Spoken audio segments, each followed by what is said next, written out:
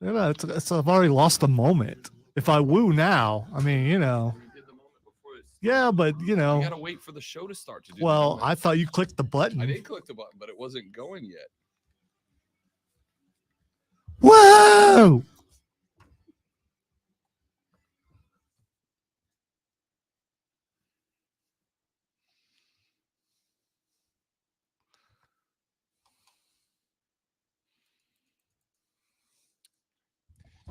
You know what we're starting today, Alonzo?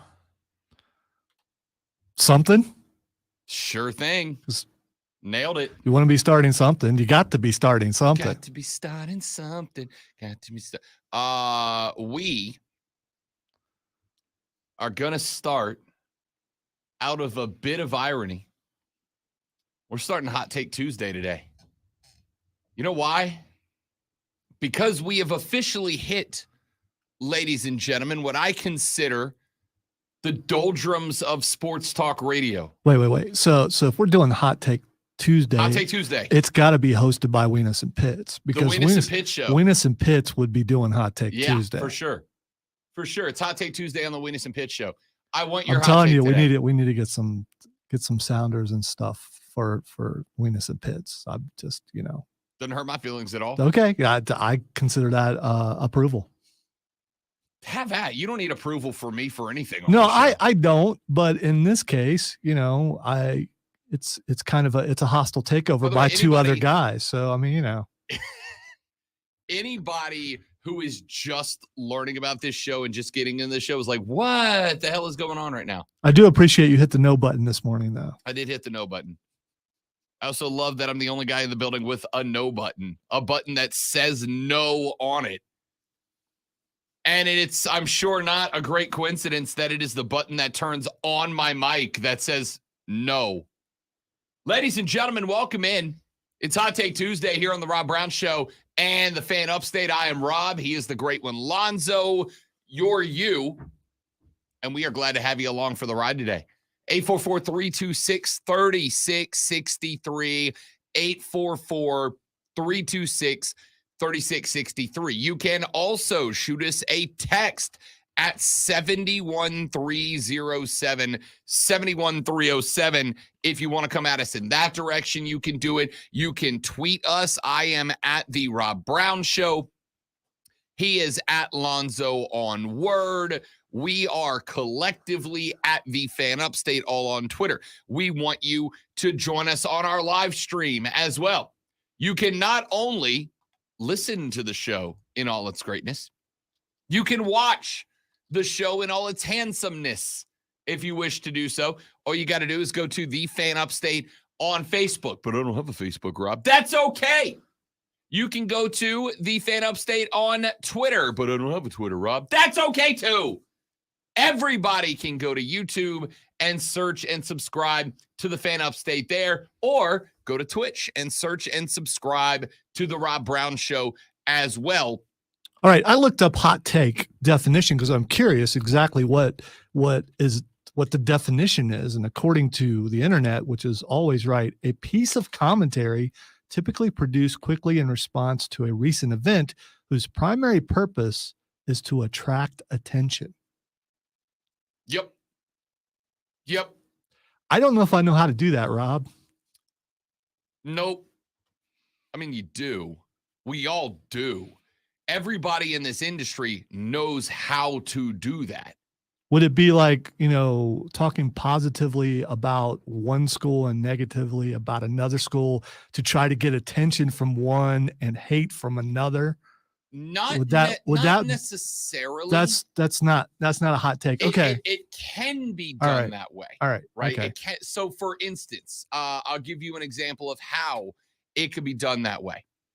A hot take would be something to the tune of, now I'm not going to sit here and dress this one up. Clemson just got the number 5 ranked running back out of the 2025 recruiting class. Right. Well, that's what they're supposed to do. They're Clemson. Right. Is that a hot take? No. What I just did? Okay. No. That's just spitting facts. The hot take is Clemson is already smoking South Carolina in the 2025 recruiting class. This is proof that Beamer is not ready to run with Dabo, and South Carolina made the wrong hire, because not only is Dabo beating Shane in the recruitings for next year, he's doing it for 2025 already. Shane can't keep up. South Carolina is screwed. Enjoy the next 5 years of mediocrity, Gamecocks. So do hot takes have to have validity? Because you said all that, and South Carolina won 31-30 against Clemson. So that kind of negates that whole hot take, doesn't it? Let me tell you, we're just looking into the future. We don't learn from the past. Let me tell you what makes a hot take artist really good at their job. There's two things that they are capable of doing. The first thing that they are capable of doing is placing one or two true things within the hot take, right? So that you can't just go, that's dumb, you're dumb, I'm out, right? They put just a sprinkle of truth across the top, to where even though you know it's a hot take, I know it's a hot take, and everybody knows it's a hot take, they sprinkle just enough truth across the top of it to make it to where you have to engage, which is the ultimate point of a hot take. All right. So I'm curious about something. So back in the day, I don't know, 18, 20 years ago, something like that, before a hot take was called hot take. So there was a time before, I don't even know when the term came up, who was the first person to do it. There was a guest host on WORD, or not necessarily a guest host. The regular host wasn't there. And that host asked me to say something controversial. And I said, and it took a lot of thought, and it was very difficult for me because I'm not usually quick on my feet. I said, Clemson sucks. And so what happened to me is the next day I was brought into the office downstairs and was told how I couldn't say that because we had a lot of sponsors who were Clemson fans, which said host got me taken into the office trying to get me in trouble, even though they asked me to say something controversial. So is that proof that was a hot take because I was taken to the principal's office? No, that's not a hot take. That's just an insult. Okay. All right. Yeah. All right. So hot takes are not by default insults. They usually can be taken that way. All right. So that person no longer works here. So, and I do. Yeah. So, I mean, there's that. So the hot take is usually covered in a thin layer of accuracy, so that despite the fact that the hot take artist knows it's a hot take, I know it's a hot take, you know it's a hot take, the world knows it's a hot take, there's just enough factual information in there that you have to engage, because what you don't want is other people falling for the hot take. The second thing that a hot take artist does, and usually better than anybody else, is they are able to bend over backwards in order to avoid accountability for the hot take, right? This is why there are two things that happen. When a hot take artist issues a hot take. Is that the skip method? It is the Colin Cowherd method. Ah, okay. Yeah. What you do is you label, for instance, one of the hot takes that I saw, this one's not from him, but I saw somebody the other day on Twitter with the take that the Washington Commanders were going to win the NFC East this year. You know, NFC East that has the Philadelphia Eagles, who just played for a Super Bowl. Is that a hot take or is that just dumb? Right. Okay. That's the point. Okay. All right. That's the point. The point is you look at it and you go, well, this is dumb. But then he sprinkles some good arguments in there. Not great arguments, but he sprinkles some good arguments in there that kind of get you intrigued. It was a Yahoo Sports guy that wrote this article. So he pointed out that the Commanders were 8-8-1 last year. They do have some good players across the field. Terry McLaurin and John Dotson at wide receiver could be a very good core. Darren Payne has re-signed. Chase Young is playing out the final year of his rookie contract. He's got a money year coming up here, right? So he put together this real interesting look at the Washington Commanders where he pointed out all the good things the Commanders have going. And there are a few of them. Some people still think Ron Rivera has really pointed this franchise in the right direction. Most of us don't believe that for a second, but he dove in and he put all these great arguments together. And he said the Commanders will win the NFC East.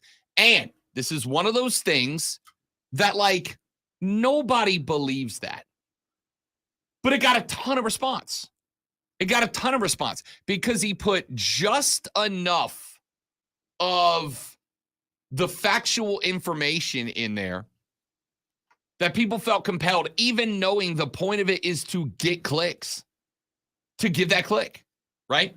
And now the second part that this writer will lay down on is that when we get to the end of the NFL season, when the season comes to its conclusion, when the Philadelphia Eagles win that division again, as they are going to, if somebody calls him to the table and goes, hey, bro, you told us Washington would win the division, he will avoid responding to that. It is always about avoiding accountability, which is why coming up later on in the show, I'm going to play you a clip from J.J. Redick. Because, and I didn't see this coming a year or two ago, J.J. Redick might be the best thing ESPN has going for them right now. And I'll tell you why coming up in a little while, okay? But it is now Hot Take Tuesday. I want your hot take. What is your hottest take about your team? I want your hot take about your coach, about your franchise, about me, about Zoe, whatever your hottest hot take is. Like the texter who just texted into the show, Rob, hot take. Muschamp and Beamer are the same coach with no difference record-wise. ... Am I doing it right? Yeah. Yeah, you are. You really are. We'll dive into that one later in the show. All right. So I want your hot takes. I want to know what it is.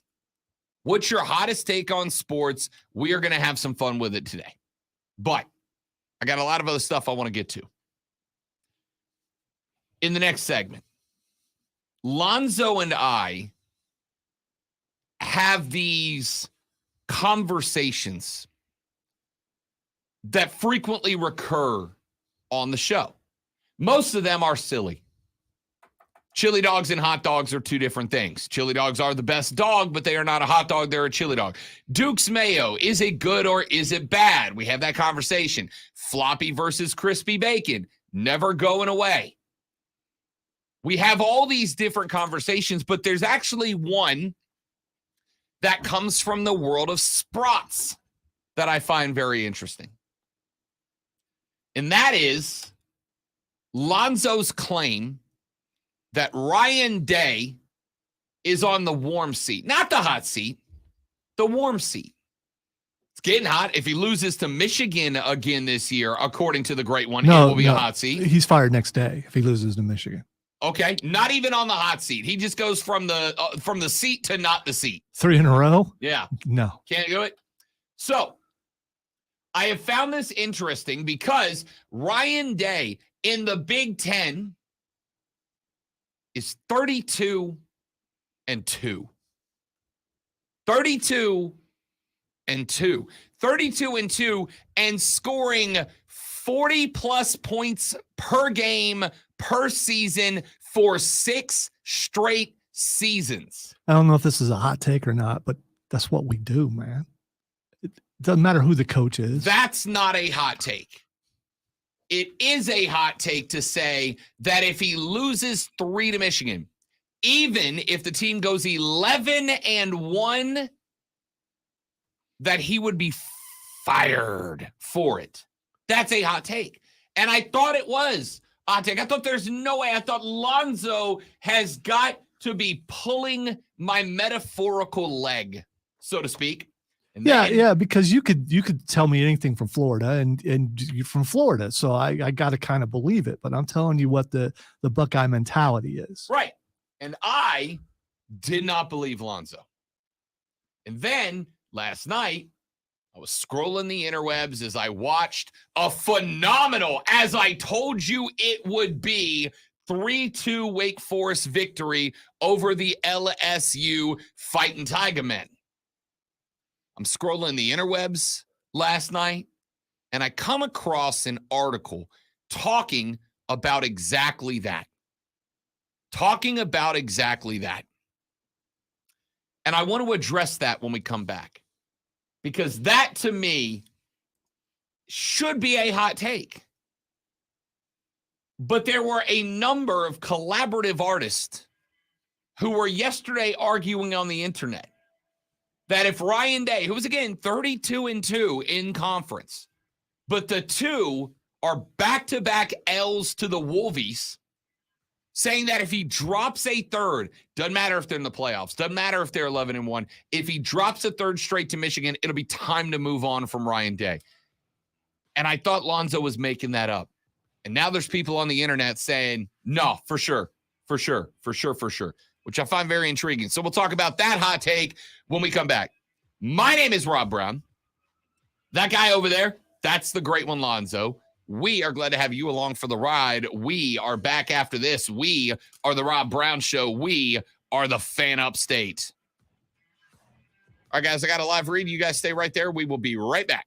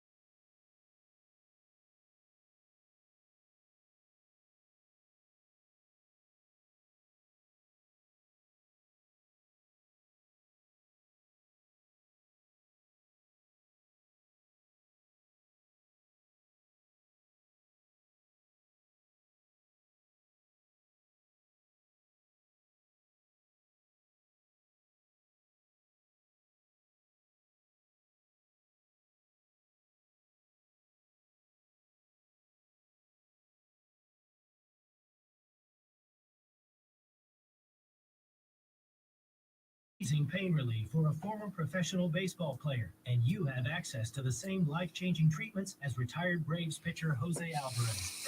A lot of stress and strain and work on my right arm, but my right elbow took most of the. Yeah, I don't think hot takes are rooted in extreme reality. So you could say your team's going to do well, Chris. It's possible. Any given Sunday, Saturday, whatever that is.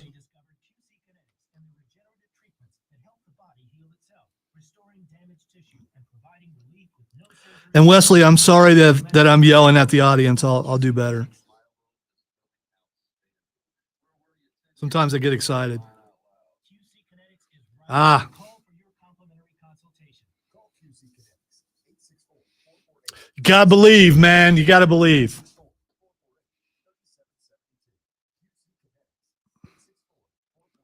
Being a fan doesn't mean you need to be rooted in reality.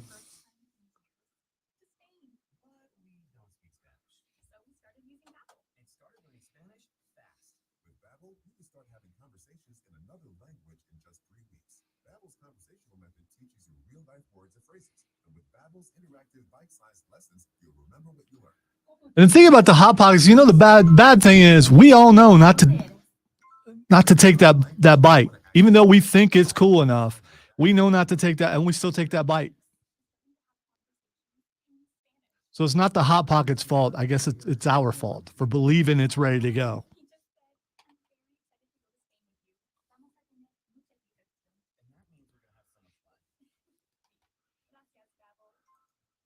Language for life. Celebrating 10 million subscriptions sold. Now try Babbel for free at Babbel.com. Just go to Babbel.com and start learning a new I was curious, so I'm Googling how to cool a Hot Pocket because I just wanted to see if other people have asked this question because it is an important question. It really is. I was just pointing out, Rob, how we all know that first bite, what it's going to do, and we still think we've got the method. It's cooled down enough. You take that first bite and it still gets you. And it burns the inside It's- of your it mouth still like gets you you. ate liquid magma. And then does it make you believe that it's good because you can't taste anything anymore? I think that's another question.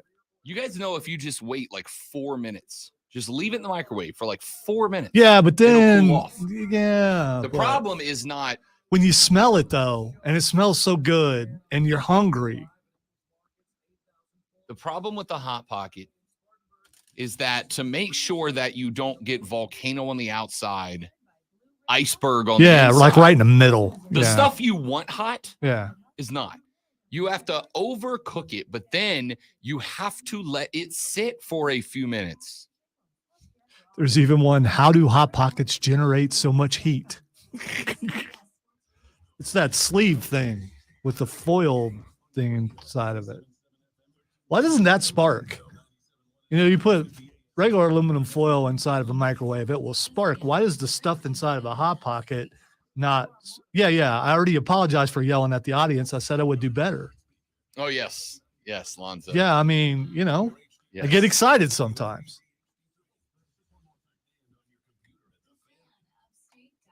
Wesley, I'm not yelling. I just talk this loud.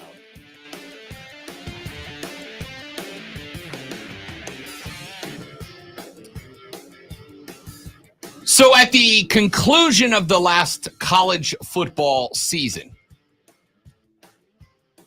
the Ohio State Buckeyes lost the game to the Michigan Wolverines.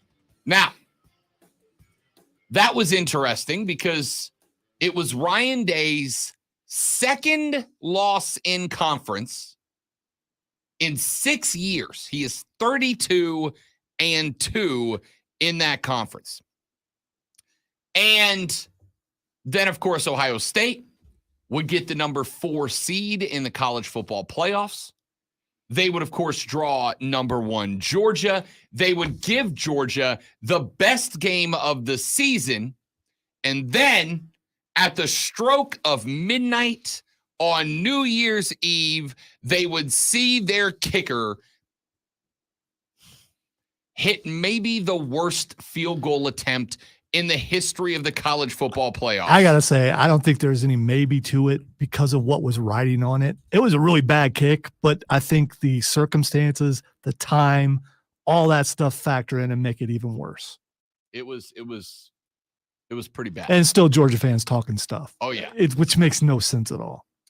By the way, when I found the article that led me to this conversation earlier, not only do they put right dead center of the article Quote, as midnight approached on the East Coast and the New Year's Eve clock in Times Square ticked down the final seconds until 2023, Ohio State kicker Noah Ruggles' 50-yard game-winning attempt simultaneously sailed wide left as the iconic ball dropped and celebrations erupted everywhere but Buckeye country, which is harsh but true. Here's the worst part of it. Not only did they have to drop Noah Ruggles' name in there, but in the article, they even put a hot link so that you can click on his name and be brought to his player profile page to stare him in the face.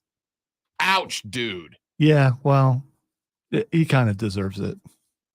Poor Noah Ruggles. Ruggles did everything right for an entire season, and he's going to be remembered for one thing: hitting that football about 17 yards wide left when it wasn't a chip shot, it was a long field goal, but when a field goal sends them to a natty game. Ouch, dude. Anyway, after that game was over, we came in the next day, and Lonzo said to me, if he loses to Michigan again, he will not be the head coach there anymore. And I went, paraphrasing, shut up! Knock it off, dude. Knock it off, man. Lonzo gave me a look in the eyes that I had not seen before out of the great one, that said, not only am I not kidding, but I am deadly serious in my not kiddingness.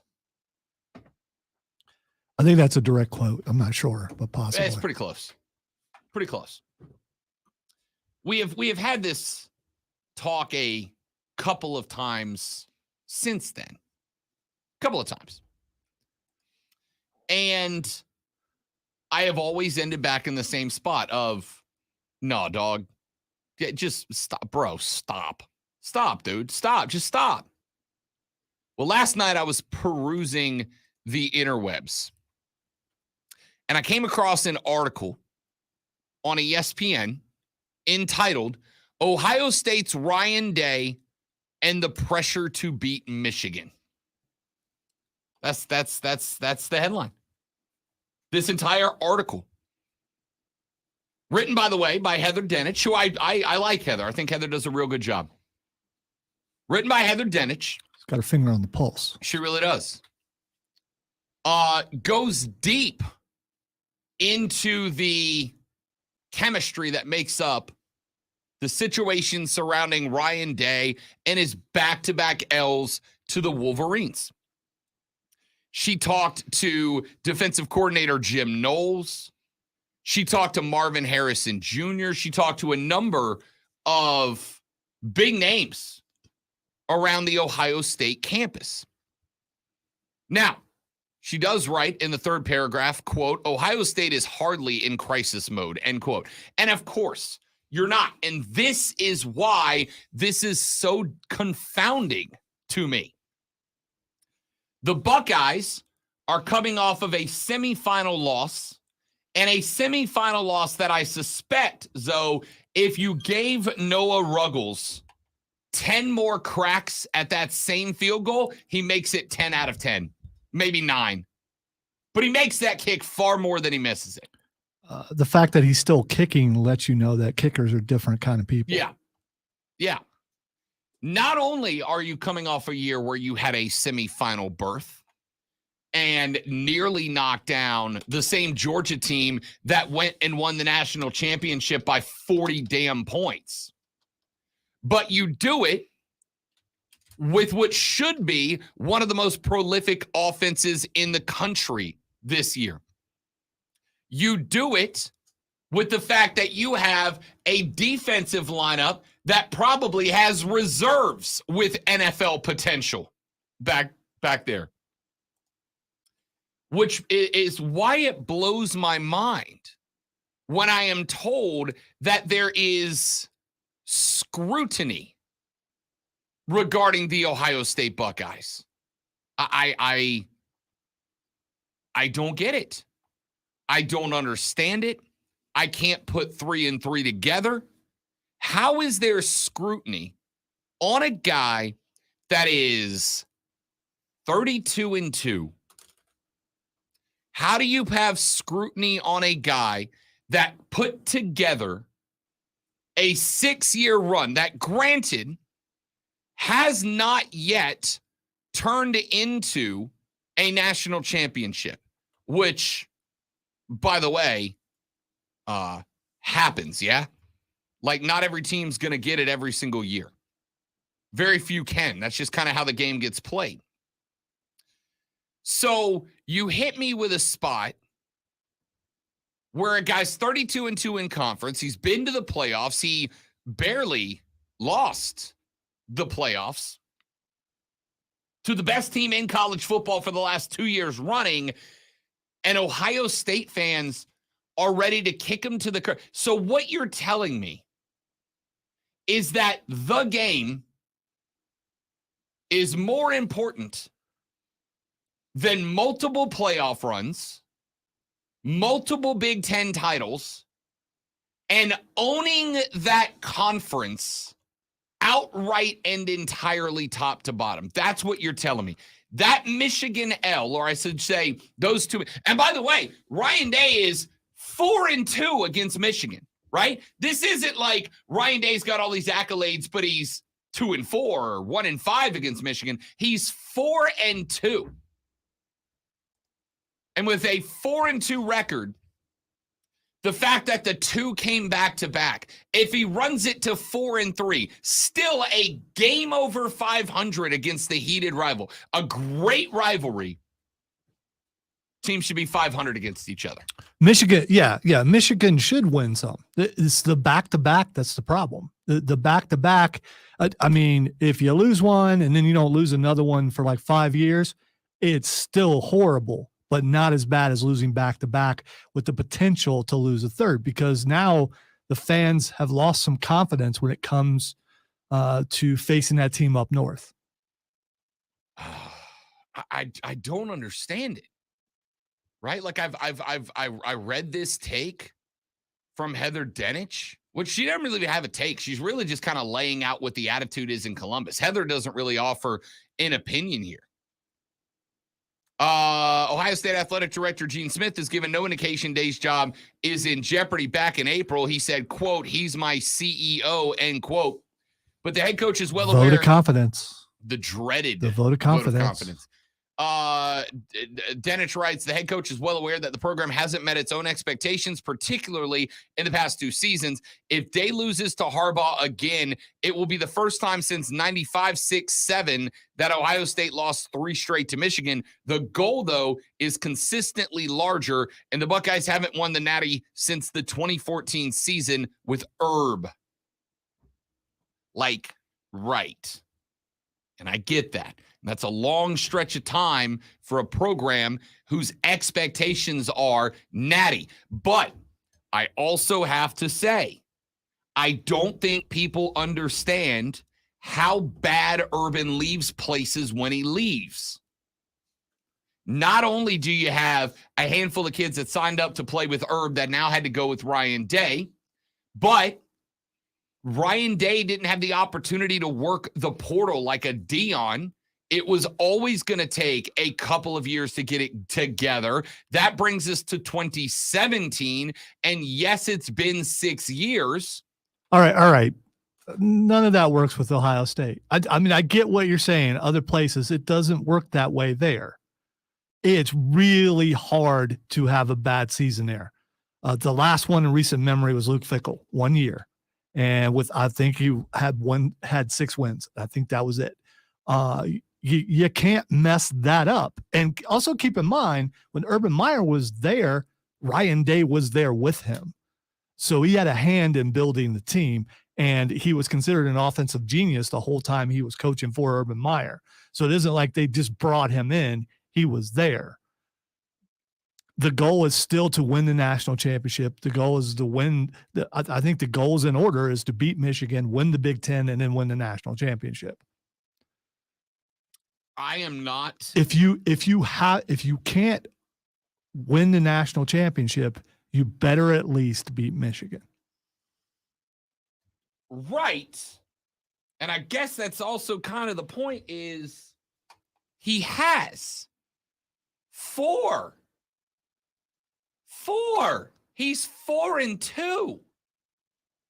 Even if he loses the next 2 years, he has still beaten Michigan half the time he's there. And Ohio State is a playoff team every year. Yeah, but it's 2 in a row. Tiger Pal Rachel on Twitter says, don't you think Day gets more grace with the fans if he has a natty win? No. He lost to Michigan 2 years in a row. For the record, one of the single most frustrating things that can take place when you argue with a sports fan is that logic flies out the window. And it is probably one of the few arenas where we're just all good with that. We're like, yeah, of course it does. It's sports, right? Listen to me. If we took a non-sports fan and we presented them with what Ryan Day has accomplished at Ohio State University, we said, hey, look, here's everything he's accomplished. No natty, but he's won multiple Big Tens. He's been in the playoffs multiple times. He hasn't been able to finish the job, but he's gotten very close, and the law of averages says at some point he'll get it right. He's 4-2 against Israel, yada, yada, yada. We did all this stuff. He's 32-2 in conference. We pointed all this out. I think the majority of people would go, yeah, seems great. Seems like everything is going swimmingly for you boys right now. And then Buckeye fans are like, he lost to Michigan. No. There's no logic behind that at all. And then you're going to tell me, and I don't dare question the great one, but you're going to tell me that if he had won a natty, let's say he wins the natty last year, the Buckeyes get to add the little helmet sticker next year that says we are the reigning, defending, undisputed heavyweight champions of the world. Let's say if that was the case, Zoe is telling me that if you come off a natty year, if you go 11-1 in the Big Ten and lose to Michigan, that Ryan Day gets fired because he lost 3 to Michigan.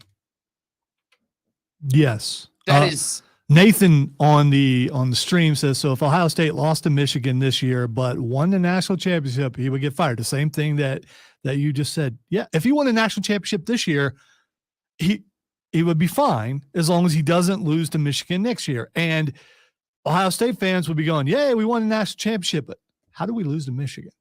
You couldn't say one without the other. It would still be, how did we lose to Michigan? And it comes down to, what does it mean if the fans want a coach gone? Well, boosters are fans. They're willing to put their money behind things. And there are also expectations. And even though he got the vote of confidence, you lose in Michigan 3 years in a row. Ugh. It's not good. I truly, genuinely, thoroughly don't get it.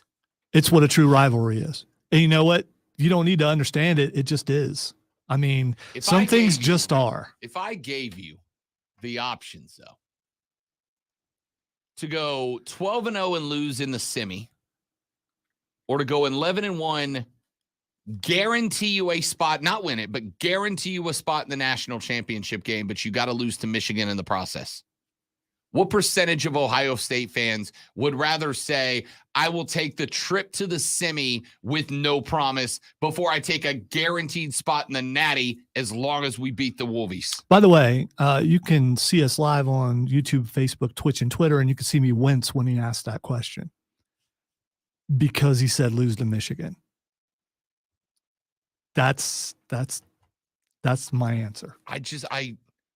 I truly don't get it. All right, it sounds haughty, it sounds expectant, and you pointed out that Ohio State hasn't won the national championship in a while, but they've been right there competing for it.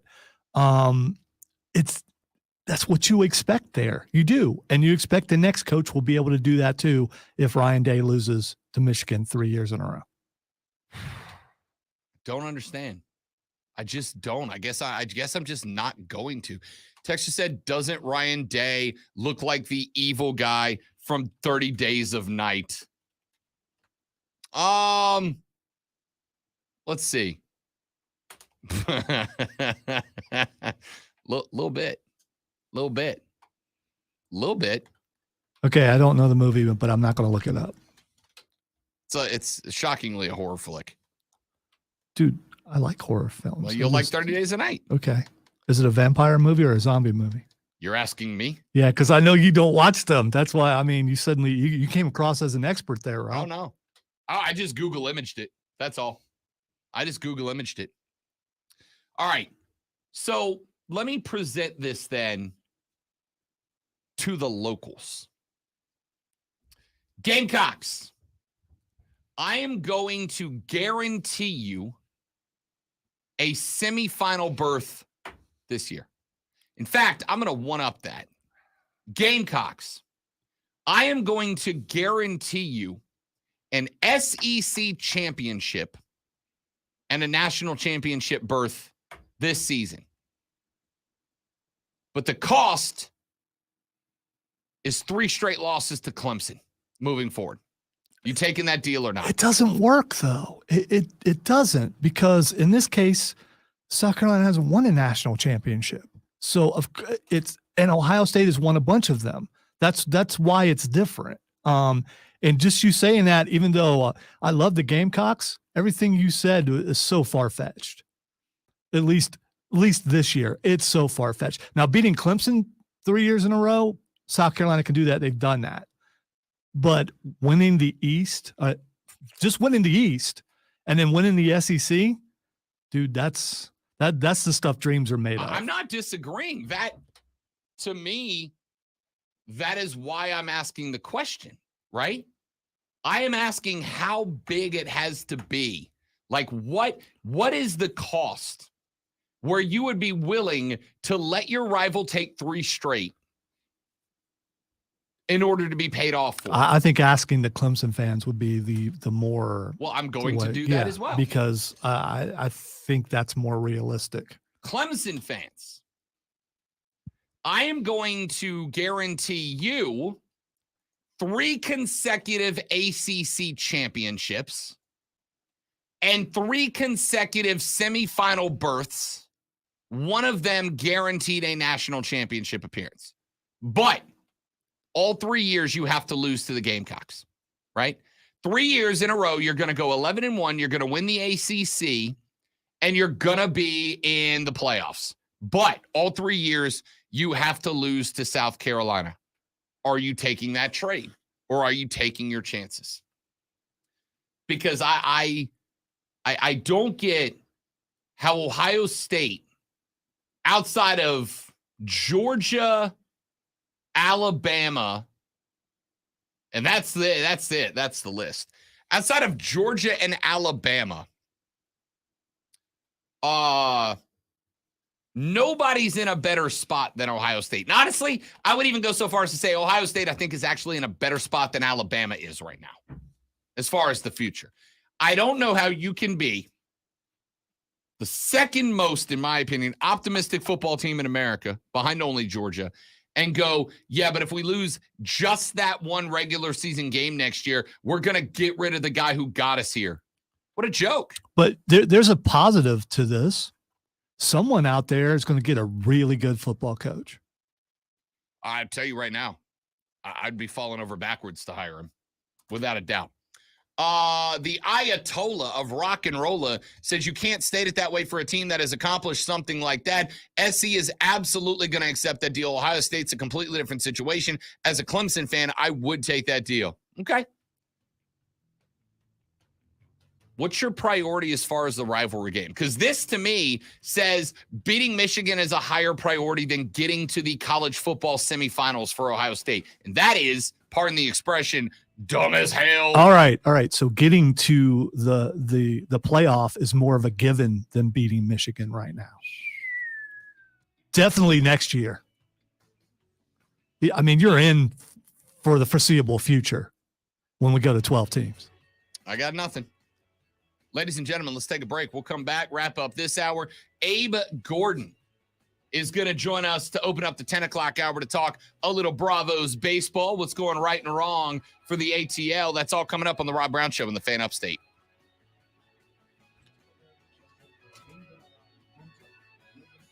Clemson fans would sell their souls, their trailers, and their couches in their front yard to win a natty.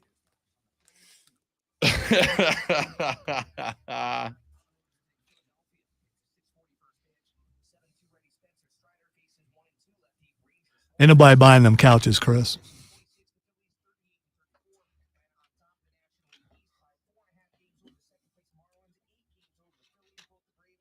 I'm so tired of water, Lonzo. Yeah. I'm No, you so slipped. tired of You Lonzo slipped. water. I get it. I get it. Couple years to do it to you.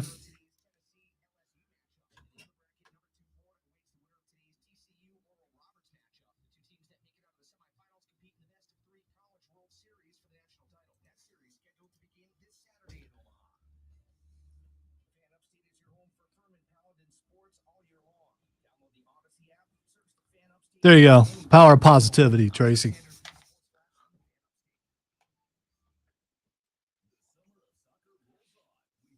It is weird trying to explain it, defend. I don't know that I'm necessarily defending it, but Rob did look at me like, "What are you talking about?" when I said that after the second Michigan loss.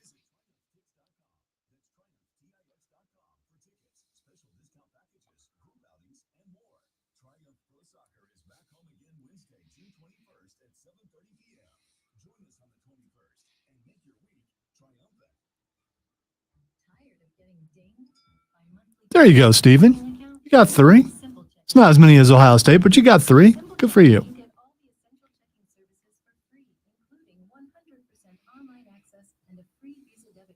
It's everything you need from a checking account, but no hoops, no surprises, no monthly fees. Stop by today or call 800-627-1632. Simple checking at Home Trust. Ready for what's next. Member FDIC, Equal Housing Lender. Gary David back with Travis Benson, owner of CNT Foundations. Absolutely true. That's why Rob's scenario did not work. Sloped and bouncy floors, wet and moldy crawl spaces, or cracked bricks and leaning chimneys. You sound like headaches indeed, Travis. So tell us, can CNT Foundations handle all of that? Absolutely. We are your foundation experts. Call 864. I think the real question for this entire hour is the Ryan Day thing a hot take on Hot Take Tuesday?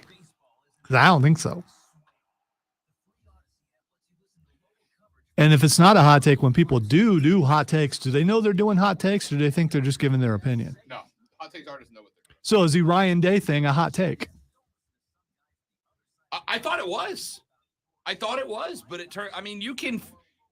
Hot takes from local dudes are kind of hard to get sometimes because scratch that. Hot takes from local dudes whose market you're not in are kind of hard to get sometimes because they might actually have, like, it might be legit. Like this was something when you said Because it, like, they should know their audience and all. Right. Yeah. When you said it, I was like, this is Alonzo hot take.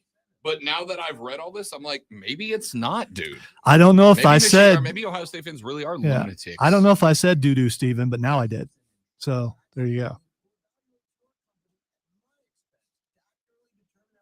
When I said it to you, you considered it a hot take. Or Yep. first you thought I was messing Yep. with you.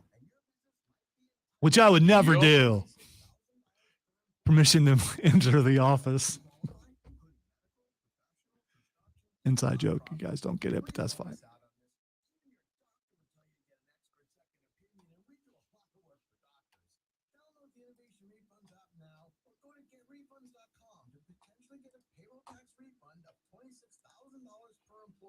GetRefunds.com. GetRefunds.com. The roar of our engines, the pump of our heartbeats, the pedal to our metal, the sparks that ignite us, the pistons that push us. Yes, I did, Steven. With one class. But some people continue with their character and go to the next hardest level and try to go all the way to the end. I want to see what other characters do. So I immediately jumped to a new character, which I did, and play through all the classes before I try to move on to harder difficulties. And the problem with that is then you got to relearn the character that's your favorite character. But if you play, in this case, I think it's 5 classes, you find the one that you really like, and that's the one you try to go all the way with.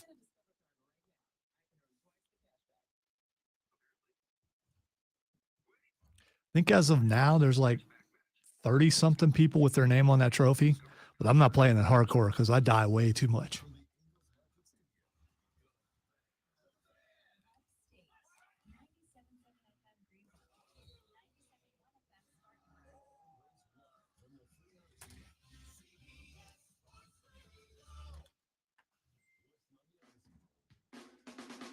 Now, back to, as we open the show with, the concept of the hot take. Hot take Tuesday.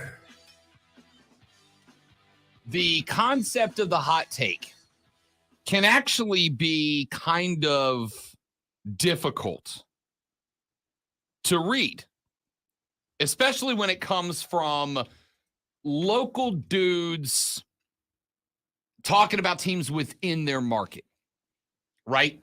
Because they actually have their finger on the pulse. And this is a perfect example.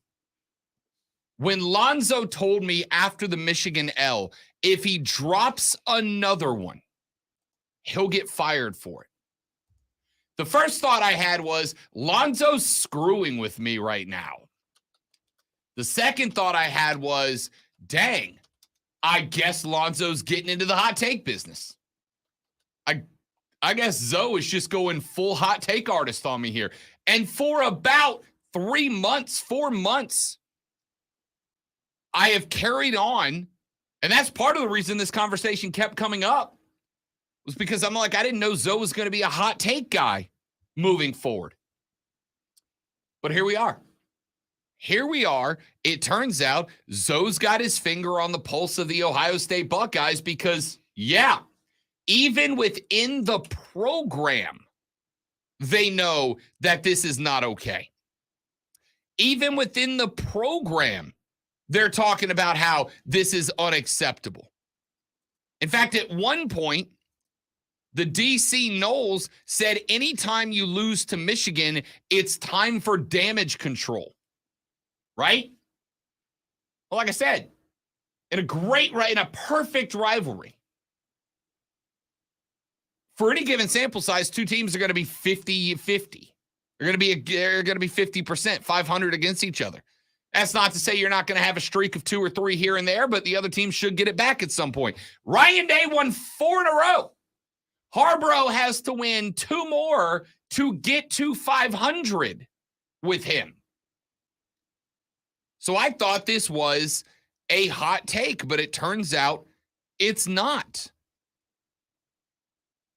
The new quarterback, McCord, quote, "It's more than just a football game. It's something you live 365 days a year if you come here. It was a surprise when we lost to them my freshman year, and I think it woke a lot of people up. Last year, we were confident going into the game. I think we had a good game plan. We knew what we wanted to do in terms of offensive scheme and where we wanted to attack them on defense. To come up short again really makes you take a step back and say, we've got to change our approach in some of the things we're doing," end quote. Quote, "I think everybody had a clear vision of what it's going to take to win because obviously the last 2 years we haven't done enough to do that. I can say with confidence, I think that's the number one goal in every person's mind in the building every single day we walk in is to beat them," end quote. I don't know, man. Like, I can see every team having beat rival as one of your top goals. But as your number one, like, that's the thing you walk into you are right now going through and getting ready for summer camp with the objective, not win a natty, make it to the final, make it to the semi, win the Big Ten. The number one objective is beat Michigan. And part of that comes from the fact that Ryan Day could literally get canned if he doesn't. That's unbelievable. Texas said, "No offense, but Ohio State sounds like they might be a little high, mighty, and spoiled. I would lose to Duke every year in every sport for a decade for North Carolina to win a football natty." Yeah, that's how I feel. Being that good consistently does make you spoiled. I guess. Quick break. Hour number 2. Abe Gordon of 92.9 The Game out of Atlanta talks Braves baseball with us next on the Rob Brown Show in the Fan Upstate. That is correct, James. That's exactly right. That is an excellent hot take effort. It can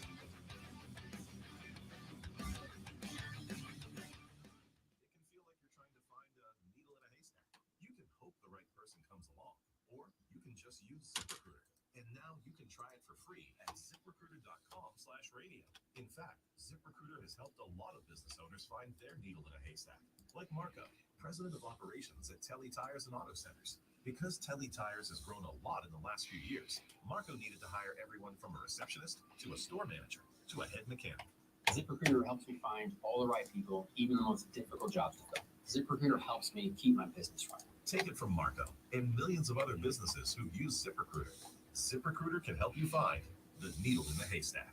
See why 4 out of 5 employers who post a job on ZipRecruiter get a quality candidate within the first day. And right now, you can try ZipRecruiter for free. That's right, free at ZipRecruiter.com/radio. That's ZipRecruiter.com/RADIO. ZipRecruiter.com/radio. ZipRecruiter, the smartest way to hire. Are you tired of sipping on boring, clean-shaven beers? Looking for a brew that's as bold as your beer? Well, look no further, folks. Introducing Rise Guys P1 Lager, the best beer on the planet. Rise Guys P1 Lager is crafted by a team of dedicated beer enthusiasts at Steel Hands Brewing. These guys know that a beard is not just a fashion statement, it's a symbol of greatness, a proclamation of the most refined taste buds. And don't worry, even if you're beard free, you're still invited to the party. Rise Guys P1 Lager is for guys without beards too. We're all about inclusivity here. We believe in the power of the bearded spirit, no matter where it resides. Am I calling him? Is he right at the No, top? he's going to call us. Okay. Guys, beards for men and women who appreciate beards. Picture this: you surrounded by your bearded brethren, or admiring the beard and glory of others, raising your Rise Guys P1 Lager in unison. It's a sight to behold, folks. Rise Guys P1 Lager, the best beer on the planet. Made by guys with beards, or guys with beards, anyone without beards, and all who appreciate glorious beer. Now in cans at select. Or was it UCF who just claimed they had a title? You might not Was that who it was? Can't remember. Yeah. Yeah. No, they didn't claim one. They have one. No, No, they have one. no. They were undefeated. They didn't lose. That's, Yeah. that's championship. Okay. All right. They claimed they had a title. I claim we won the Star Award last year. I claim that.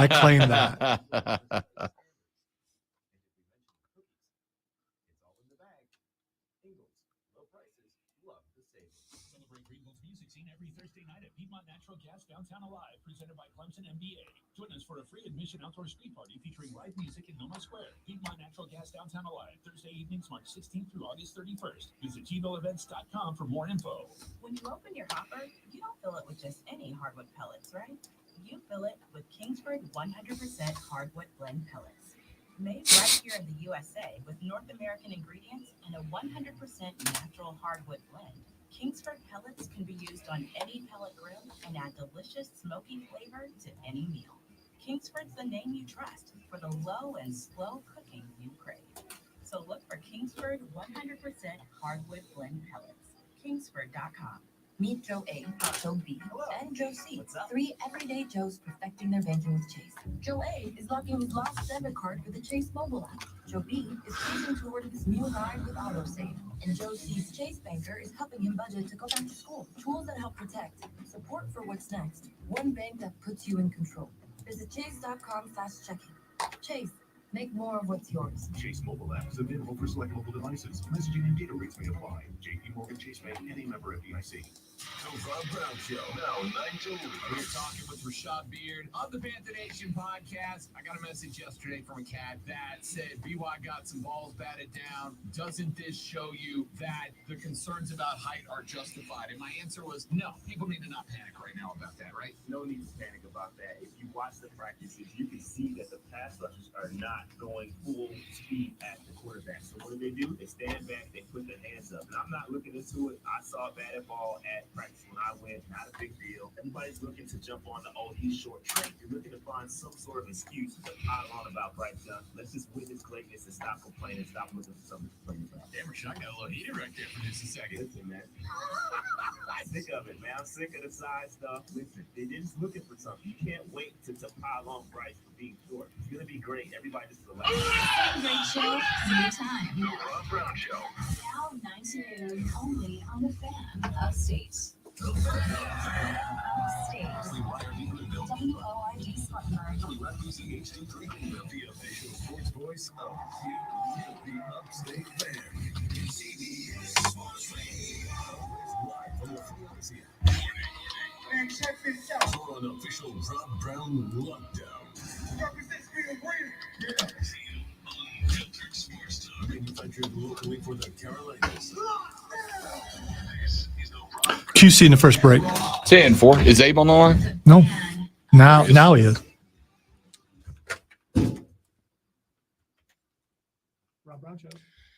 The Rob Brown Show is back on your radio, ladies and gentlemen. This is the Fan Upstate. I am Rob. The great one, Lonzo, is over on the metaphorical side, the other side of the metaphorical. I can do this. I'm Sean. over here. Yeah, he's over there. I'm right over here. We're glad to have you, folks. We got a lot to get through over the final 2 hours of the show. But before we do any of that, let us talk a little bit of Atlanta Braves baseball. A 6-game winning streak after they just busted the Rockies up. They get back to it tonight on the road up at Philly in an NL East showdown with the Philadelphia Phillies. I think this has got the opportunity to kind of be, at this point, a bit of a defining moment for Atlanta. I think this is an opportunity for Atlanta to prove that they are kings of the East. We will find out about it now as we welcome in an old friend of mine, both on and off the air. He is a host for 92.9 The Game out of the ATL. Mr. Abe Gordon joins us on the line. What's up, big fella? Rob Brown, what's going on, man? It's a great day, great evening. Some NL East hopes once again. Yes, indeed. Yes, indeed. Talk to me before we get in. Now, listen, I want to get into Ronnie. I want to get into Orcia, all the boys who are swinging the big sticks right now. Eddie's been just launching balls like he's mad at him. But this team's consistency is really interesting to me. This is the same Philly squad that we split with at home a month and a half ago, the same squad that dropped 2 out of 3 to Oakland. Of course, Oakland did go on a bit of a winning streak shortly after that. They gave one to Detroit. They've given one away to Washington. Look, the worst teams in Major League Baseball are still going to be 60-game winners, but these are the types of games we've got to win. How big is this series against Philly to prove that the Braves are for real and legit? Yeah, I mean, when you take a look at consider the rotation, the one thing that held the Braves back, and obviously you lose the guy that finished runner-up in the Cy Young Award, Max Fried, you lose the 20-plus game winner, and you start to scramble. It would still be in the position that they.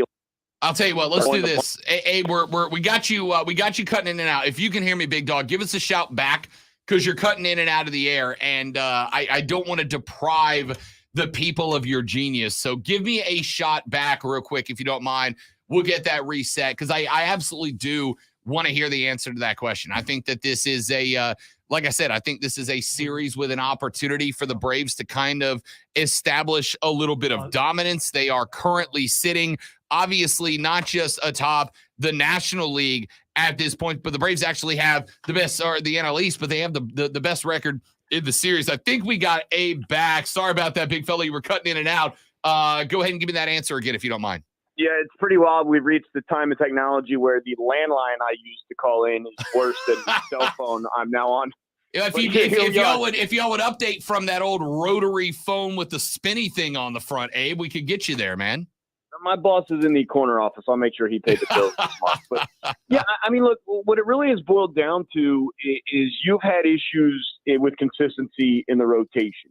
And look, Spencer Strider had a great start. He's stumbled a little bit. Charlie Morton's been relatively reliable. He at least eats up innings as he's supposed to do, but he hasn't been sharp. But you lose Max Fried, you lose Kyle Wright, still you bring up rookies and find ways to win. You've got Jared Schuster, A.J. Smith-Shawver, not a rookie, but Bryce Elder as well. So I think that's been the key to the consistency. And then, you know, I had a number of stats in regards to the Braves needed to do things in June that they didn't do in May. And one of those was hit the 6 or 7 runs per game and stop going to games where you're at 2 or less. And They actually, I believe, it's been a couple weeks since the start of June, so I don't remember all the stats that I had, but I think they had scored 2 or less more than they had scored 7 or more in the month of May. That obviously has flipped entirely with the month of June. So if the rotation isn't where it needs to be, the offense has picked them up. I think we saw that certainly just a day and a half ago on Sunday, as they did beat Colorado. They go down 5-0 in the second inning, and the offense storms back. So, I mean, in the 6-game win streak, you've got 10, 6, 8, 8, 10, and 14. Those are the runs scored those 2 games against Detroit, then 4 against Colorado. So the offense is definitely carrying the load right now. We're talking to Abe Gordon, host for 92.9 The Game in the ATL, talking a little Braves ball. We'll jump ahead and then we'll come back. Trade deadline, Abe, is in like 11 days, I think. And Cody Decker and I were talking about this on Bet for the Cycle. There's a lot more buyers than there are sellers in the trade deadline, at least to our estimation. I would like to think that the Braves will be buyers. That has obviously been the Alex Anthopoulos way the last couple of years. My question mark is, if the bats stay here, are they all in for pitching? A. B, is there any room in the rotation, or do you kind of have to take the risk of, hey, maybe a Kyle Wright or somebody's got to get bumped down the line if we can go get another big starter, because that has been a big problem?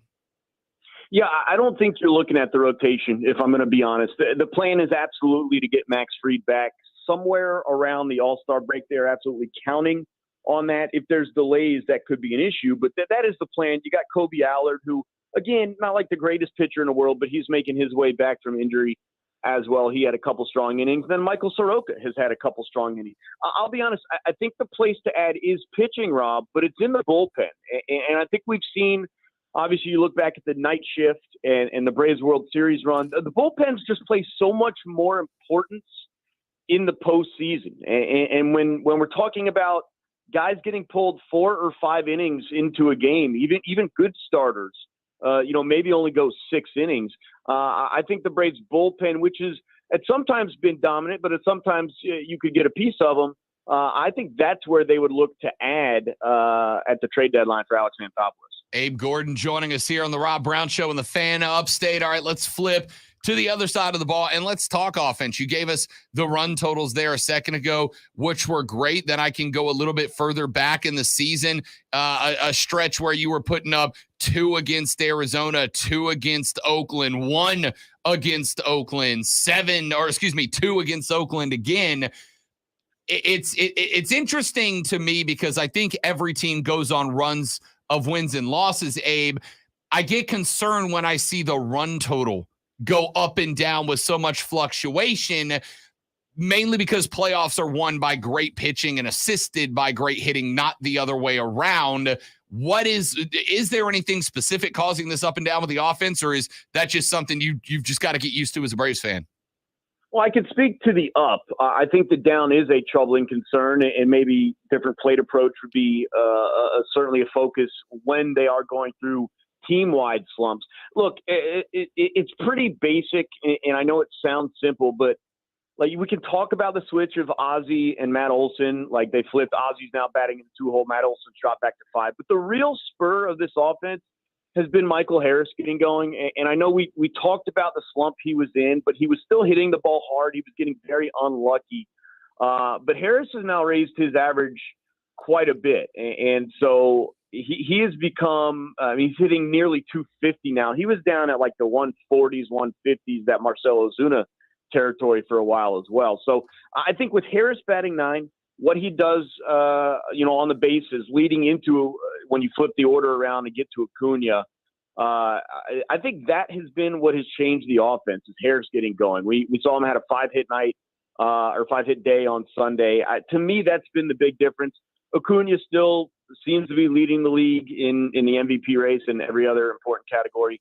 The interesting thing is Matt Olson, even when he goes into a batting slump, and Matt Olson is only hitting 233, but he's got 20 bombs, so still hitting home runs, even when he's not, raising that average. Individuals within this offense have been spectacular. Eddie Rosario has been just trying to hit the International Space Station with baseballs. Marcelo Zuna had a terrible start to the season, kind of found his groove. He's been kind of hanging out around the plateau. Ronnie Acuna Jr. is obviously, I mean, we all know how great that kid can be, is doing some pretty special things.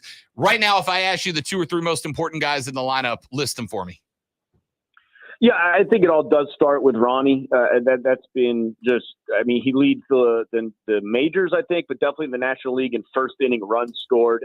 Anytime you can get, especially if you're on the road, you get that early lead, it makes things easier. I would say, based on what we have here, do you want 2 or you want 3? Give me 3. Let's go 3. Why not? So, yeah, definitely Acuna. I think even though they flipped, I mentioned Matt Olson, like he leads the National Leagues in first inning RBI. A lot of those obviously going towards Acuna. We saw 4 more of them the other day when he hit the grand slam from the 5-hole. And then, like I mentioned, I think it's Michael Harris. I think all of the other guys are going to come and go in waves. Like Ozzy Albies, we know is great from the right. He's been way better from the left, but he's up and down. I think Eddie Rosario's up and down. I think Sean Murphy we've seen has gone up and down. Ozuna has gone up and down. Austin Riley's still working his way through it. Hadn't actually been as bad as people think he is. He's still hitting 260 there, but he's got to get going. But I think if you have Michael Harris at the bottom of the order, Acuna at the top of the order, and then Matt Olson going, that this offense is going to continue to pour in 6-7 runs a game. We are talking to Abe Gordon of 92.9 The Game out of Atlanta right now. Brian Snitker he made some lineup changes right before and going into that Colorado series, and they all seem to hit. They all seem to work. I have said a couple of times that I think Snitker honestly might have one of the most easy managing jobs in baseball right now for 2 reasons. Number 1, he's got a lineup of dudes. And number 2, the Braves have had for the past 3 or 4 years some of the most incredible team chemistry. I mean, they're just a fun team to watch on the field and in the dugout. Talk to me a little bit about Snitker's managerial style. And is it Brian Snitker pulling the strings right, or is this team just that talented? Yeah, and look, it's definitely the team being uber talented, but there is an impact that Snitker's having in not really the culture, but the mindset of things. He's not one of those guys that gets in your face and yells at you, and maybe behind the scenes he does. But we saw the video, and I know you probably saw it too, of Spencer Strider being removed from that game the other day, and Snitker had a long 30, 40-second chat with him as he got back to the dugout about, hey, I don't know specifically what was said, but I think we can all pretty much assume he was saying, it was fine, man. Like, you're going to go be better next time out. Like, there's that level-headed feeling that you get with him. And we've seen some other guys, just kind of lose it, essentially. We saw, Davey there with Washington have a printout of a play down the line. And just there wasn't that calmness, that coolness, the control. And I think that goes from Snitker into the players' mindsets. I think when guys are going through slumps, when guys are going through struggles, they know that Snitker has their back and that Snitker isn't panicking. And so they don't panic either, and then eventually they pull out of it. I think that's kind of the biggest thing that he gives his players. And we see it from guys in the bullpen too, right? We've seen A.J. Minter go through struggles, and he's looked dominant at times. Raisel Iglesias, the closer, has gone through struggles. He's looked dominant at times. I think it's the fact that the Snitker not only sticks with them, but also essentially reminds them, you're going to go through ups, you're going to go through downs, but we know where you'll be when we need you. And I think that helps the players stay confident, which prevents them from going into super extended slides. Abe Gordon is from 92.9 The Game out of the ATL. Last one, Abe. Let's take a look at this Philadelphia Phillies series. The Phillies are kind of an interesting team right now because they spent all the money in the offseason. They brought in Trey Turner. It's a team that really expected to compete with Atlanta and, frankly, the New York Mets. And for a while there, they were struggling. They have climbed now 4 games over 500. They took 3 out of 4 against Arizona. They beat, as should every team, all 3 out of Oakland. This series feels, Abe, like it is much more important today than it would have 2 weeks ago, frankly.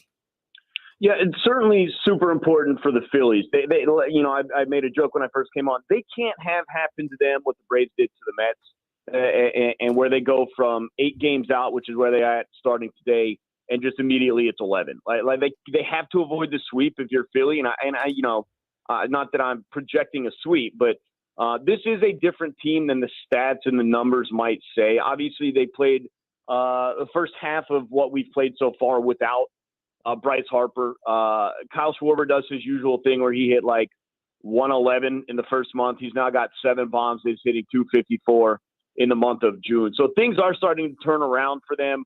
And certainly they've got some players that are dangerous. But the thing for them is just going to be the pitching. Like the Atlanta Braves missed Zach Wheeler on this trip. Now they got Ranger Suarez, who they've struggled against in recent years, and they're going to have to deal with Aaron Nola. But, you know, it's not really, in my opinion, it's not about what the Phillies are going to do. Like if Spencer Strider goes out there and is the Spencer Strider we've seen be dominant, like it's probably not going to matter. And so that's what I'm looking for. I'm looking for some of these starting pitchers to get back on track. And then obviously AJ Smith-Shawver has looked pretty good since, I mean, what's he got now? Like 9 starts in all of professional baseball, something like that, or at least since high A ball. So it'll be interesting to see the Phillies, who have not had a look at him as well. This is a good time for this series. You know, both teams are coming in red hot, as you mentioned, but the Braves with that 8-game lead, they can afford a little slip up here and there and not panic. The Phillies have to avoid a sweep at all costs, or it is panic time, similar to what we saw out of the Mets a couple weeks ago.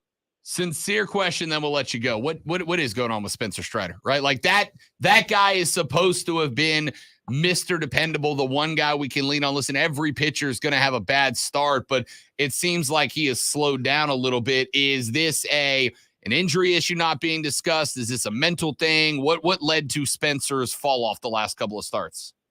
Yeah, I look at it this way, and Strider is still relatively young. He's just 24 years old, and I think he's very open to reading comments and hearing conversations about his game. And I think one of the issues was the strikeout total, and people started talking about it, and he tried to ramp up the strikeouts. What does that mean? As opposed to getting those strikeouts naturally, he's trying to force it. He's putting more balls into the zone and than he needs to be. I think he needs to trust his stuff out of the zone, get guys chasing. I think way too many pitchers are in that strike zone where guys can get a bat to it. I think it's as simple as that.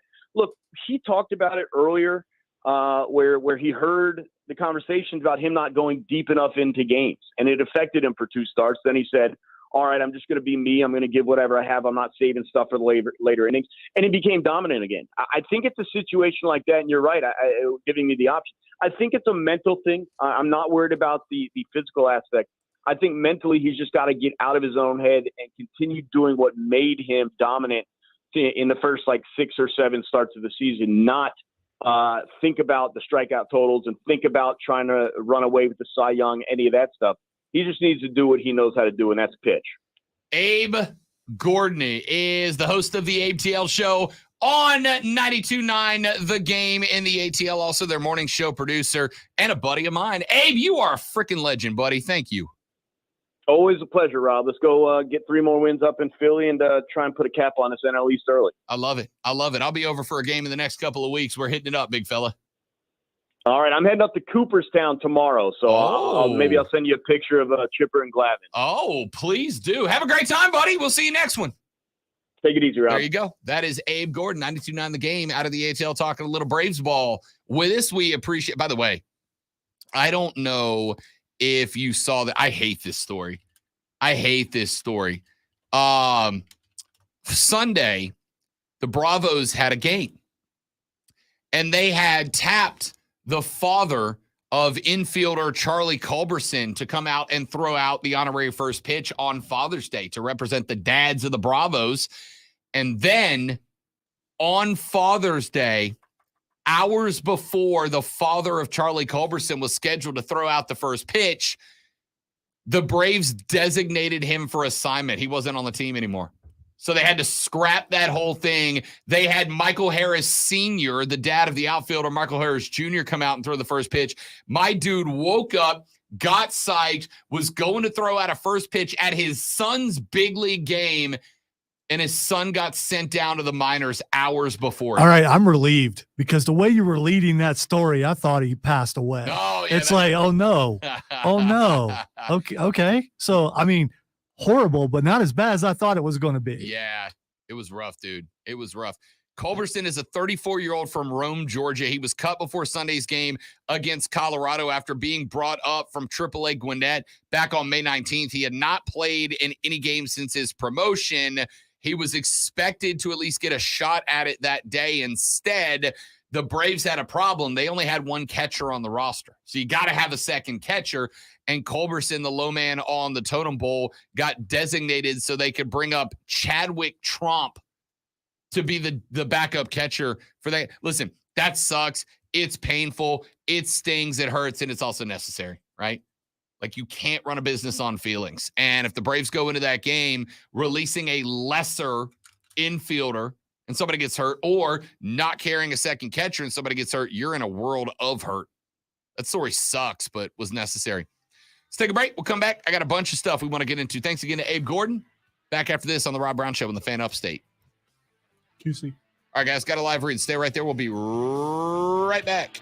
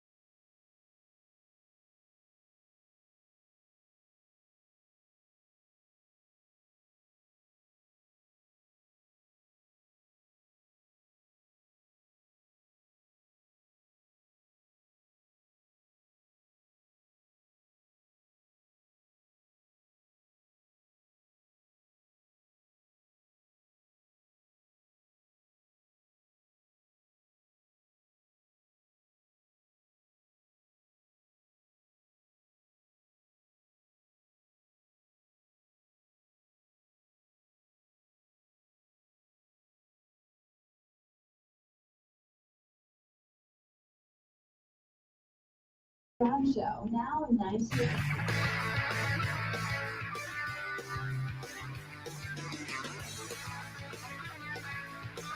The Rob Brown Show rolls on. It is the Fan Upstate. Thanks again to Abe Gordon of 92.9 The Game out of ATL. If you are a Braves fan, Abe's a great follow at Abe Gordon on social media. Dude's good. Dude knows his baseball. All right. Let us get to another quick story. The Zion Williamson discussion. First off, I want anyone. Listen, I have a beautiful, lovely fiance that I am obsessed with. She's an amazing person. I have a beautiful, lovely producer who I'm in love with. He's a great person. Everyone I work with here is incredible. It is the best office environment I've ever been in this industry. And I say that not to blow smoke. I mean it. All of that being said, I want anyone, anywhere to love me the way that ESPN loves coming up with ways to get Zion Williamson out of New Orleans, right? Yesterday, not one, not two, not three, 4 different stories at 4 different parts of the day ended up on the website of the 4-letter with different proposed trade ideas for Zion, right? And part of this is frustration as a Pelicans fan. I don't, you can count that as a half because I got a little bit out of there. I got a little choked up asking this question because I know it's going to hurt you after you said such wonderful things about me, but are you really going to miss him if he goes somewhere? I mean, how much has he actually played for the Pelicans? Well, I'm glad you asked because I want to play a soundbite for you. Well, for the audience, but you specifically now, Lonzo. And I brought this up for 2 reasons. Number one, this is JJ Redick. JJ Redick, in my opinion, might be the best thing ESPN has going for them. Because while every other basketball dude on the 4-letter is just fondling themselves while they talk about Zion leaving New Orleans. Oh, he should be a Knick.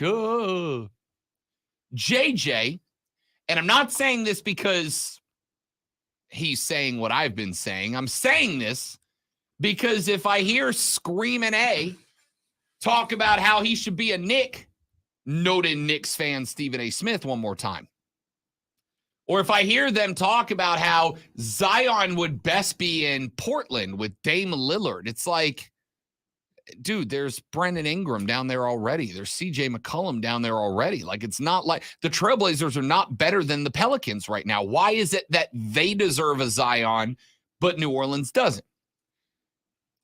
This is also a take from JJ that is, as the kids say, based. It is a take that is, I'm not going to say neutral. He has an opinion. But it's a logical, common sense take, and it is the one thing that I think has been missing. Oh, and also, he's right.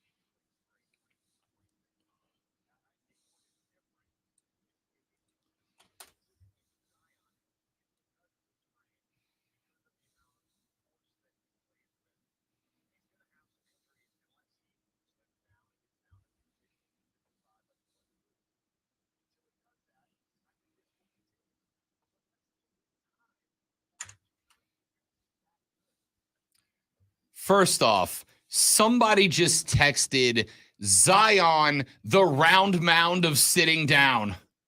That's amazing, is what that is. That probably hurts you, but at the same time, you got to respect that. Come on. I really don't want to. He needs to go talk to someone like Shaq who understands how to play that big, and maybe Shaq could help him out. But the thing is, he's not playing. He's just not. So how is he helping your team? Or are you just so worried that if they send him somewhere else, suddenly he's healthy and he's everything that JJ just said? Yep. So you would rather him stay on the team and not never play. contribute? Yep. You know why? Because I'm tired of this.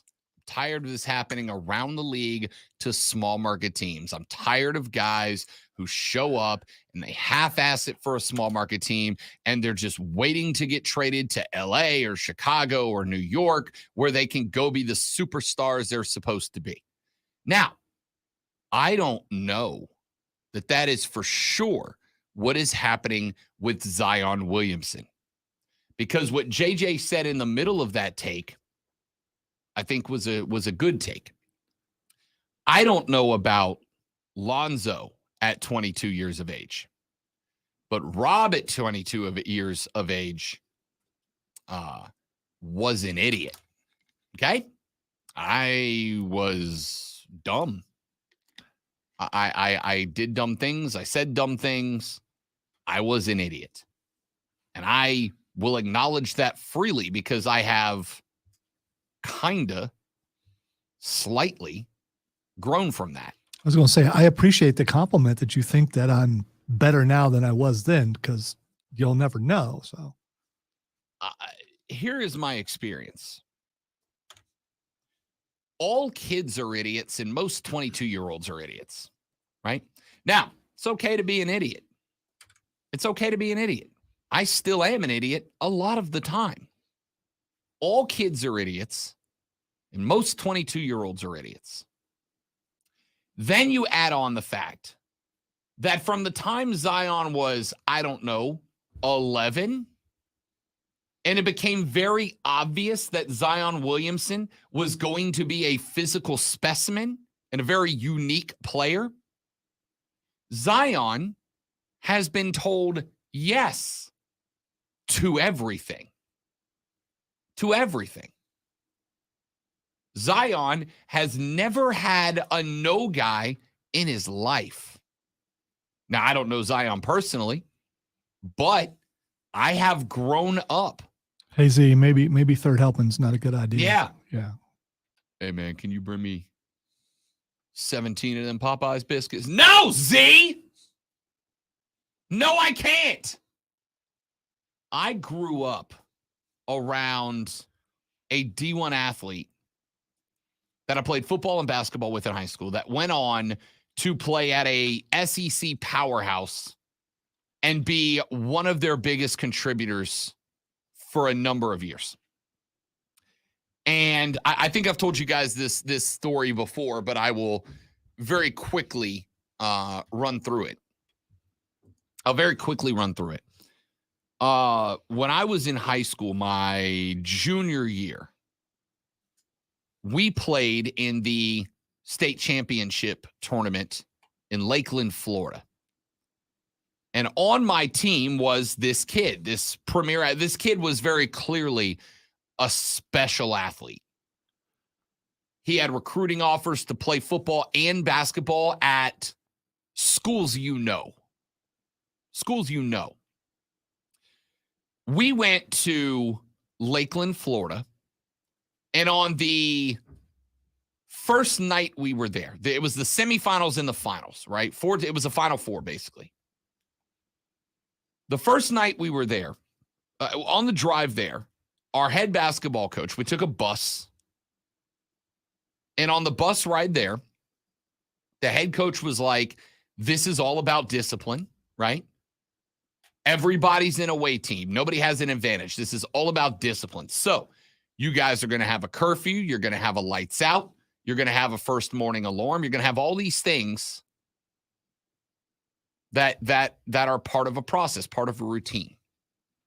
The first night that we were there, this kid, along with another player on the team, got caught sneaking one of their best friends from our rival high school into their hotel room and smoking pot. Now, earlier in the season, in the regular season, another kid had got caught smoking pot on the team. The coach suspended him for 4 games for doing that. 4 games. Made it much harder to win without him. 4 games.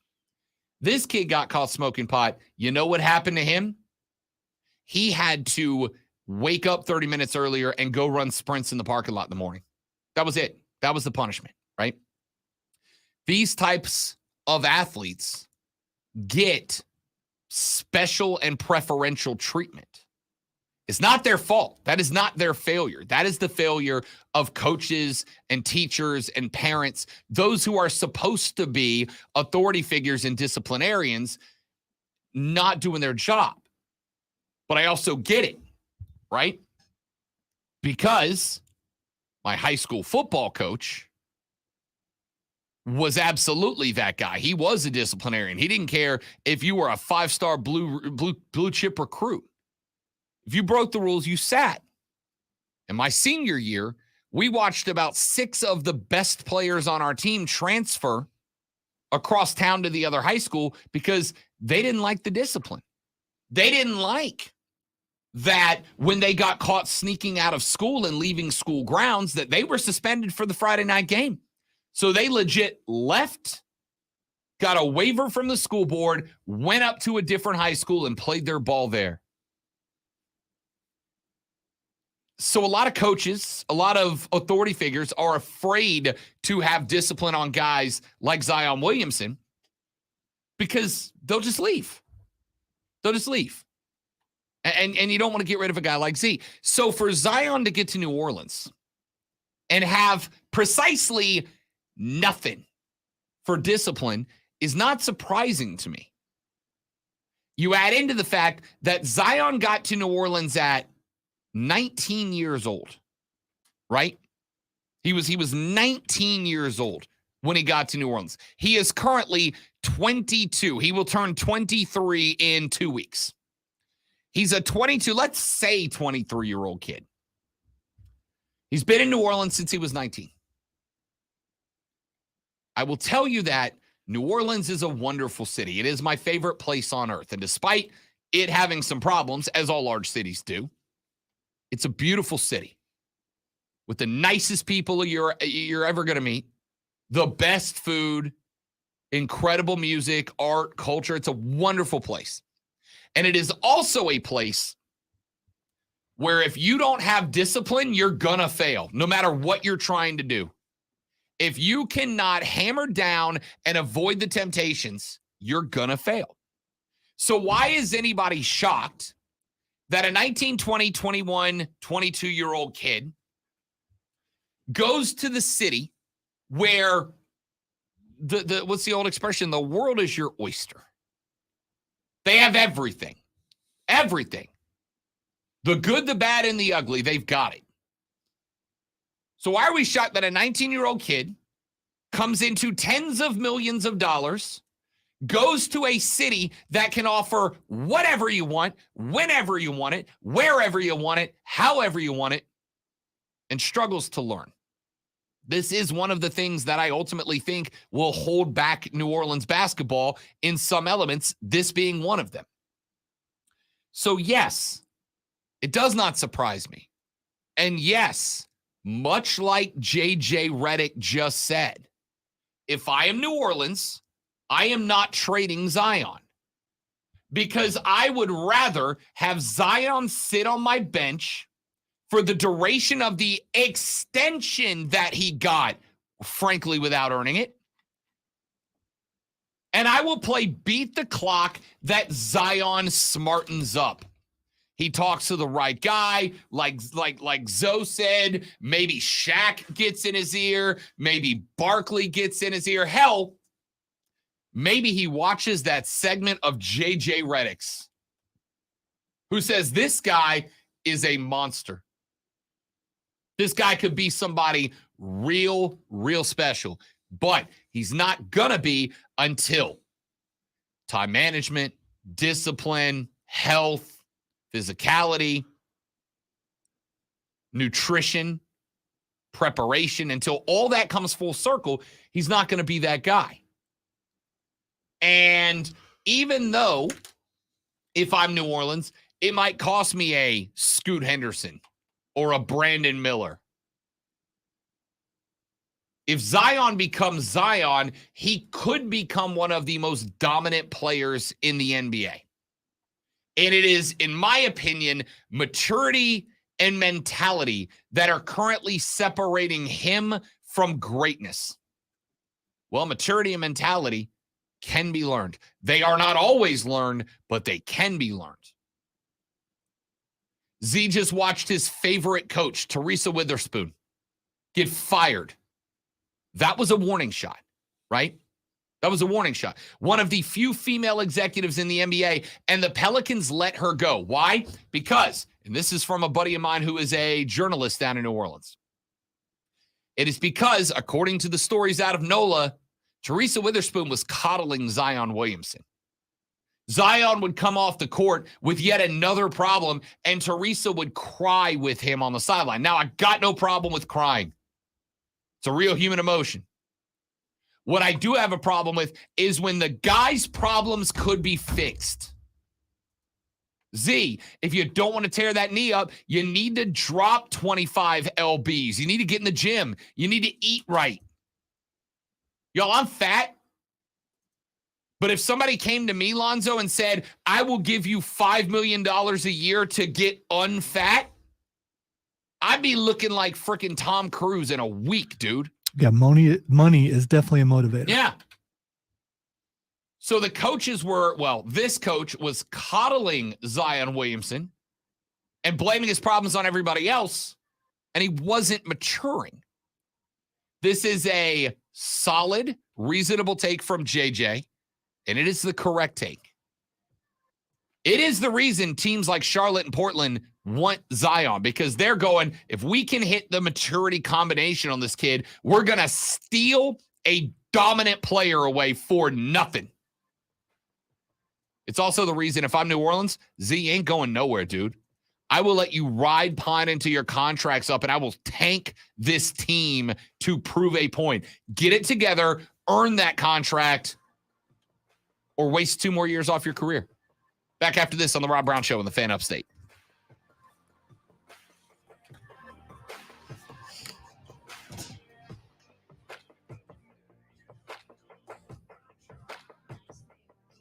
All right, guys, I got to look at something. Give me 30 seconds. We'll be right back.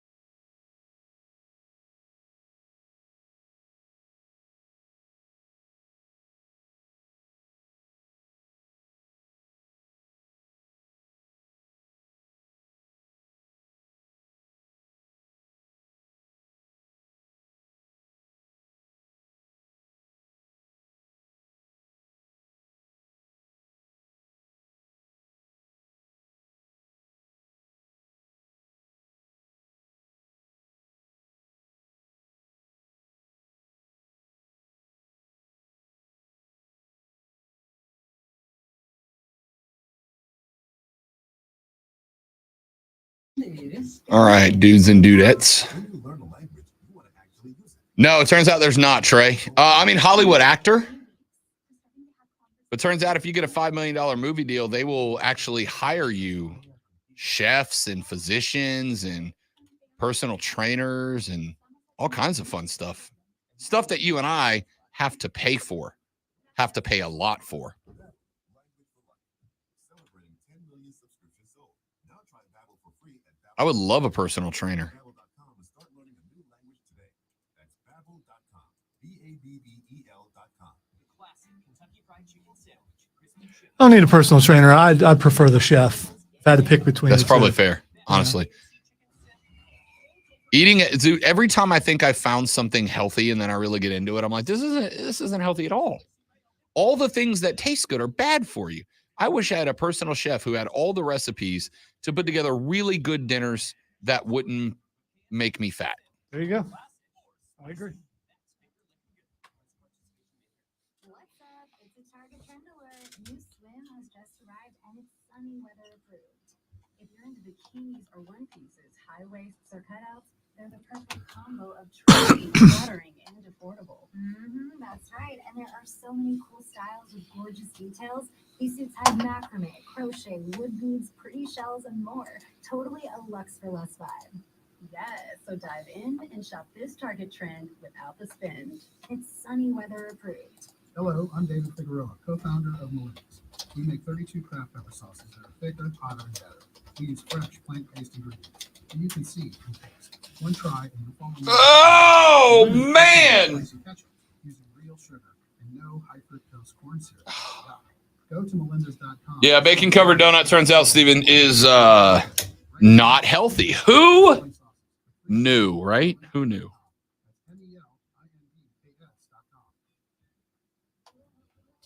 Who woulda thunk it? Tell incoming flights, you want them diverted. The new Ray Essentials Light Trap plugs into the wall and uses light to attract, then trap flying insects like fruit flies and mosquitoes. Its 24/7 continuous attraction provides insects. Somebody on Reddit just called Dom Mysterio the poster child for using condoms. Incredible. From the Ingalls Market Studio. Upstate, 97.7 FM Greenville, 97.1 FM Spartanburg. From the Free Odyssey, CBS Sports Radio.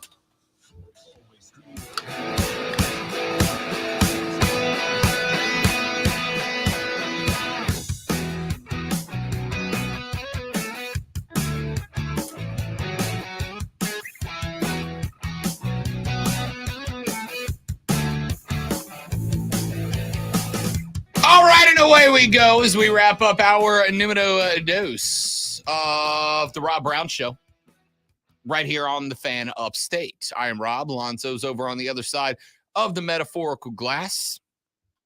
We have talked a little bit of Braves baseball earlier today with my guy Abe Gordon from 92.9 The Game in the ATL. We talked a little bit of Big Z.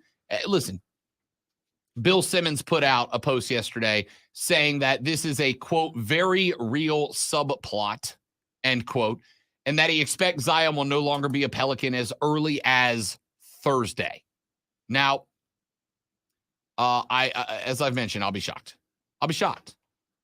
I think New Orleans sees what they have, or what that kid, I should say, has in terms of potential.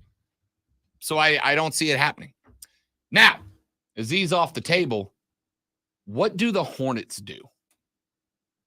They have the number 2 pick. There was a lot of noise that Charlotte was engaged in trade talks with New Orleans for Zion Williamson.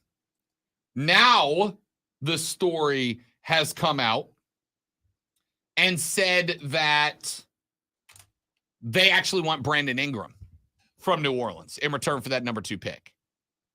And I'm going to go ahead and I'm going to speak for David Griffin and the Pels right now and go, nah, we good. We all right. Brandon Ingram is a star. He is the most quiet star, but he's a star. So if those are off the table, what is the right move for Charlotte? The answer is to draft Brandon Miller. Now, Brandon Miller comes with baggage. Remember, Brandon Miller's the kid from Alabama that was indirectly involved with the shooting death of that young woman outside of a bar in Tuscaloosa. Brandon Miller didn't do anything wrong, according to the police. I have questions, sure. I would be partially concerned that you would end up with another Ja Morant, right? But it was at one time. Brandon Miller has answered the questions about it. He has not been charged with anything. And from what I understand, according to a friend of mine down in Tuscaloosa, since that incident, Brandon Miller has been completely out of the limelight. Brandon Miller has avoided anything that could even be partially misconstrued as controversy. Brandon Miller has not been seen in the clubs and the bars that he frequented when he was a player. Brandon Miller has not been out and about around the public during different Alabama events. He has been avoiding the public and avoiding cameras to the best of his ability outside of getting set for the NBA draft. Does that mean that Brandon Miller won't bring some baggage to the program? Not even a little bit. But it does show me at the very least he understands that step one of staying out of trouble is staying away from trouble. At least that's my outside of the bubble read of the inside of said bubble. LaMelo Ball has shown that he can be that dude if he's healthy. When he's healthy, LaMelo Ball has balled. The guy can go. I think Scoot Henderson could be a special player. If you haven't watched any of his G League stuff, I would suggest you do it. The guy can play. He's a smart point guard. He's a wildly athletic point guard. But you've already got that. If anybody else is picking at that spot, unless you have a Jamal Murray or a Trae Young, you're going Scoot. But I think the Hornets have that in LaMelo Ball. So instead, go Brandon Miller, add a slash and shoot scorer to the rotation, pick up a big man during the rest of free agency before the trade, before the season starts, and there's your play. But I promise you Zion's not it. Not just because I don't think New Orleans let him go, but because until Zion shows that he has discipline, I have to believe that he won't. You can't fix him. It's advice I've given many a girlfriend over the years. Sometimes you can't fix him. Sometimes he's just that broken. I hope that's not the case for my own selfish reasons, but we'll see. 1 hour left. We hit it hard and running when we come back on the Rob Brown Show in the Fan Upstate.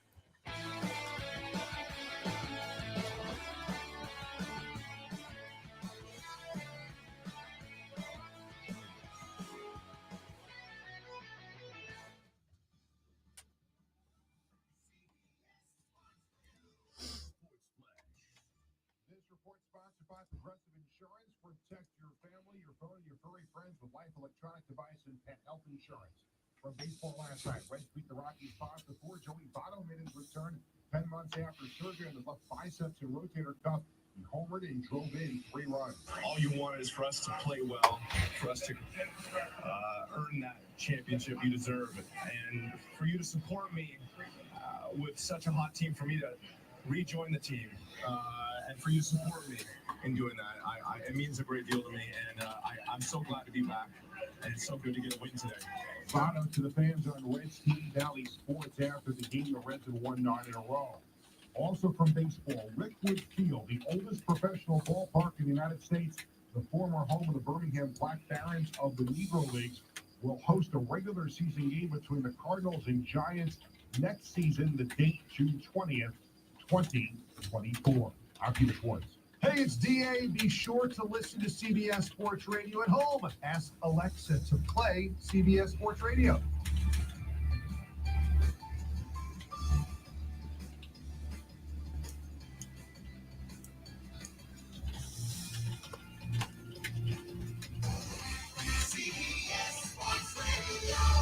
If you're hired, it can feel like you're trying to find a needle in a haystack. You can hope the right person comes along, or you can just use ZipRecruiter. And now you can try it for free at ZipRecruiter.com/radio. In fact, ZipRecruiter has helped a lot of business owners find their needle in a haystack. Like Marco, president of operations at Telly Tires and Auto Centers. Because Telly Tires has grown a lot in the last few years, Marco needed to hire everyone from a receptionist to a store manager to a head mechanic. ZipRecruiter helps me find all the right people, even the most difficult jobs to fill. ZipRecruiter helps me keep my business running. Take it from Marco and millions of other businesses who use ZipRecruiter. ZipRecruiter can help you find the needle in the haystack. See why 4 out of 5 employers who post a job on ZipRecruiter get a quality candidate within the first day. And right now, you can try ZipRecruiter for free. That's right, free at ZipRecruiter.com/radio. That's ZipRecruiter.com/RADIO. ZipRecruiter.com/radio. ZipRecruiter, the smartest way to hire. Running a small business is no small task. At Home Trust Bank, we work hard to prepare businesses for whatever tomorrow may bring. Your dreams are our business, and we have local experts who can help you plan for a successful future. Dependable guidance you need and service you'll appreciate. At Home Trust Bank, we take your small business banking personally. Visit your local Home Trust branch or anytime at htp.com. Member FDIC. Listen on the Odyssey app. Search the Fan Upstate. Hey, this is Mark Ryan with Offsides. Come celebrate our 1000th show here at the Fan Upstate. We'll be live at Ingles Markets, 8004 Warren H. Abernathy Highway in Spartanburg. As usual, going into the 11 o'clock break, Rob and I both extremely busy and not talking on the stream.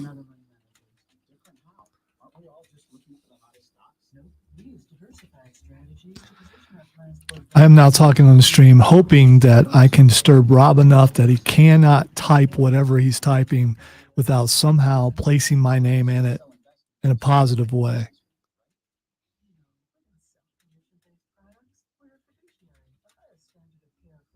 I don't think it's working, but I'm trying. Not yet, it's not, but I'm also a multitasker. I admire myself for the effort. Can you admire yourself for I the admire effort? you for many ways, Lonzo.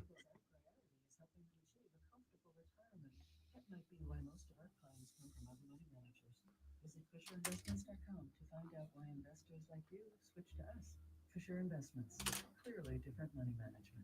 Investments in securities, all the risk of loss. When it comes to the best sports talk, listen to the Fan Upstate on Odyssey no matter where you are, in the car, at home, at work. Download the free Odyssey app on your phone. Search the Fan Upstate and you're in the game. Hey, now we roll. The Fan Upstate.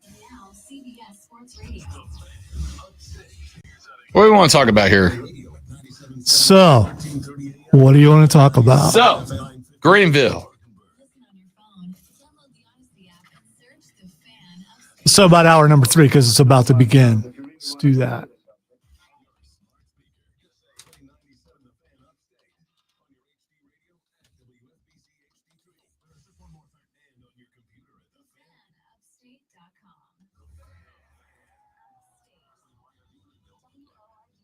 I ain't answering that. I don't know anyone from Utica. You know anyone from Utica, New York? Someone from Utica, New York is calling me right now. That's where a couple of the BetQL and Odyssey people are. Nah.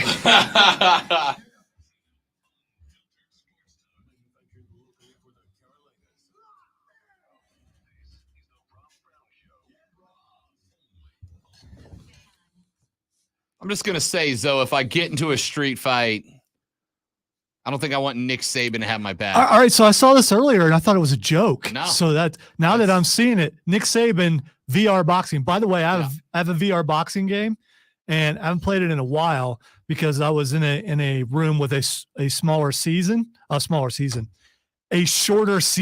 Turn. Yeah, and so I went for an overhead punch and bloody knuckles. I landed the punch though, even though there was some friction to hold it back a little bit. Have you tried VR boxing? I did. I don't box as good as Nick Saban does though. So I My tried it at one dude point. looks good. I tried it at one point, and it's one of those things that I looked at it and I was like, all right, the potential's here, right? Like this thing's got potential to be a game changer, but this was also 4 or 5 years ago, right? I haven't tried it again since then. Kristen Saban, who is Nick Saban's daughter, put up a video of Nick doing a little virtual reality boxing. And I'll say this. I make a joke. But Zoe, If I can even get up and walk around at 71, forget coach the nation's most high-pressure college football job. Well, now the second most high-pressure college football job in America, and also still be able to throw an overhand right, I have done okay. I was going to say, you're the boxing expert on this show. The jabs weren't bad, though, were they? Again, I know you got to take into account that, is he right now a better boxer than Jake Paul? Dude, I think right now I'm a better boxer than Jake I Paul. don't know. I haven't seen. I shouldn't say that because he'll probably be like, I'm going to make this jackass go viral. That's not how he talks. And you would do it. And you would talk stuff and you would have him on the show because that comes with a nice payday. That comes with a really nice payday. You talked about earlier about being paid a certain amount of money to lose weight. I mean, so here's my thought. So what's the purse like for you if you're willing to go toe to toe with Jake Paul? Here's my thought. I've got the foundation of a decent boxing background, right? I worked for and with Roy Jones Jr. for a very long time. I know how to box. Yeah, shirt off though. Oh no. I did. No. I mean, right now, if Jake Paul walks in the room, gets on the mic, challenges you, you have to box him in, let's say, a month. Not shirt a month. off. I'd say 6. Give me 6 months. 6 months is a camp. Give me a camp. Okay. You give me a camp. You give me a camp, I'd do it for $1 million. One camp, I'd do it for $1 million. So Right? 100,000, you're not doing it? No, I do it for $1 million. 100,000 would be nice right now. Look, it would be life-changing money. But I know how to box. I have not boxed. I have sparred, but I have not boxed, right? That being said. Yeah, I know how to take a punch. So I'm willing to, go ahead. Here's how this works. For $1 million, I'm on the horn with my buddy who's Roy's manager. I'm calling him and I'm going, I got $100K for Roy to train me for 6 months. And based on my relationship and $100K, I think he'd take it. I think I could do it. I'm not saying he needs to live with me, but for $1 million, $100K to Roy to train me for 6 months.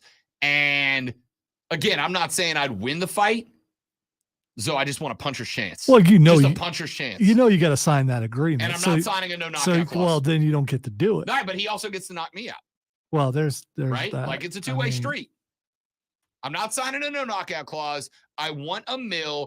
I'm giving $100K to Roy to train me for 6 months, and I want 6 months before the fight. Would it bother? We'll do this thing in November. Would it bother you if the listeners put money on Jake? No, that's the correct call. I would put money on Jake. All right. But like I said, I'm doing it for $1 million, and I'm doing it for a puncher's chance. In fact, my training with Roy would be just teach me how to throw an overhand right that puts him to sleep. And that's all I do. Jab, jab, jab. Haymaker. I'd get bloodied. I'd get beat. And for $1 million and a puncher's chance to end him, I would do it. All right. So getting back to Saban, what are the chances that he's in the next PSVR or Quest or whatever VR thing? No, I don't. I mean, doing the commercial when they're saying good for all ages. Yeah. I don't know. I'll tell you this. He brought it back to the forefront. I hadn't thought about VR boxing in years, and here's Nick making me look like a fat tub of lard. I love it. Trying to think my setup in my game room right now. I'd break something. It's too many valuable things that might fall off of shelves. So you can't play a boxing game nice. You've got to bob and weave, and you can't help it. Even though you can't feel the punch in your head, you're throwing as hard as you can, and you don't need to, but you can't. You have to. Oh yeah. In fairness, though, when I lived with somebody who had a VR headset for their kid. And on that was there was boxing, there was like an office simulator. It was like a cartoony office simulator where you did a little task in the office or whatever. Yeah, I hate those, but I know what you're talking about. And they had a fishing simulator. So there was one where you had to stand up and move around. There was one where you had to stand up. You didn't really move around, but like you actually had to be physically active, moving and taking. And then there was one where you sat in a chair And all you had to do was just do this with the thing. Guess which one I spent the majority of the time How on? many fish did you catch? All the fish. Okay. All the He fish. caught all the fish. The kid was furious because I 100%ed his game before he even got to play it. Don't care. Didn't care then, don't care now. All right. Let's get some stuff in here, ladies and gentlemen, as we move forward on the broadcast. Talk Carolina Panthers here for just a second. Let me go to a clip of audio, clip 3, if and when, if you don't mind, Zoe. Dan Graziano was on ESPN earlier today being interviewed about the Carolina Panthers, precisely about BY. And Graziano said that Bryce Young is not winning over Carolina coaches and administrators. Bryce Young has already won them over. He has already got them believing in his ability. Here is what Dan Graziano had to say. No?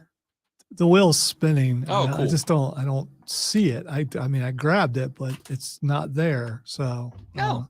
it says loading. Okay. It does say, Well, there let it me know. is. All right. I got it now. Here is what Dan Graziano had to say.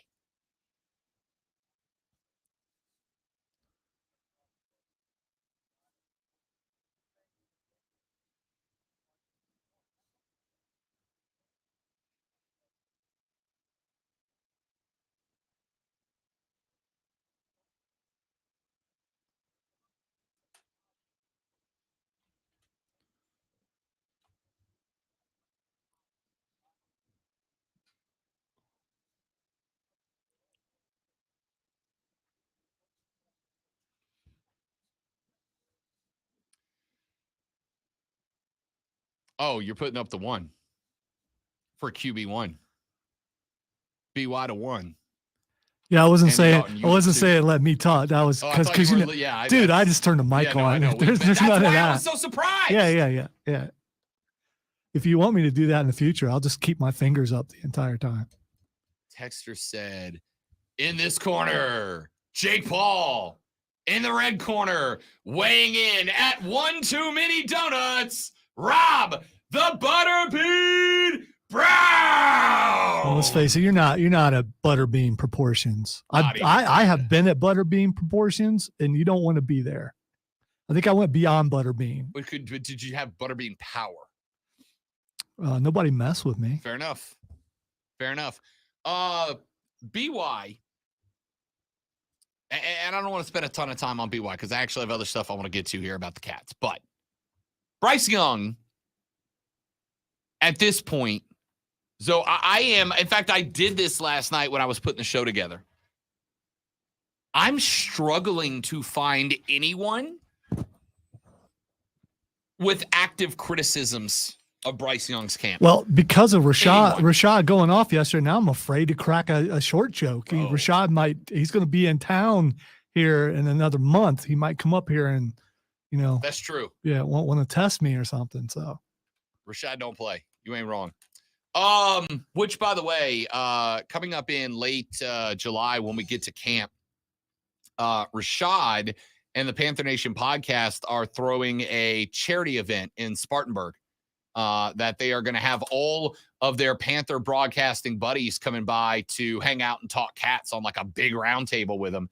I think it's July 29th. When he gets me the details, I'll tell you about it because I'll be there. Zoe, you're invited. yeah, the shot. you're just inviting me now No, I'm not. I got because this is the first I heard about it. Yeah, I just found out about it like yeah, yesterday. yeah. He said literally right here, awesome, let Zoe know. Okay. You got the invite. Anyway, I'll let you know when that's going to come up. July 29th, it's going to be in the afternoon. We'll talk about that when we get there. But we'll also be talking about camp when we get there. Anyway, BY has won people over because of his mental command of the game. This is what I told. This is why he got drafted. It is his mental command of the game. And if I asked you, Lonzo, does Patrick Mahomes have a mental command of the game? What would your response be? Absolutely. Yeah, of course he does. Turns out he also has a pretty impressive ability to make stuff happen when stuff should not be happening. His improvisation skills are to the roof. Yeah, they're like Robin Williams-esque, man. So That's why BY is there. Now, the question is, we know what BY is. We know who BY is. We know where BY is. What's next? What's next? I'm starting with the wide receiver spot, right? I'm starting with the wide receiver spot. You have got to go look at finding yourself a number one. The problem here is that you're in a spot where you came into the draft season with a ton of resources, and you still do have some. And if you have the ability to grab a number one at this point, I think you do it, right? We told you on Monday that PFF has Carolina's wide receiver unit ranked as like 24th in the league or something like that, 25th in the league, something ridiculous. You go find a free agent at the wide receiver position. The good news is you've got the resources to get that. It's going to cost you a lot of what you have left, but you have the resources to do that. The problem is there's not really anybody left, right? D-Hop is still out there.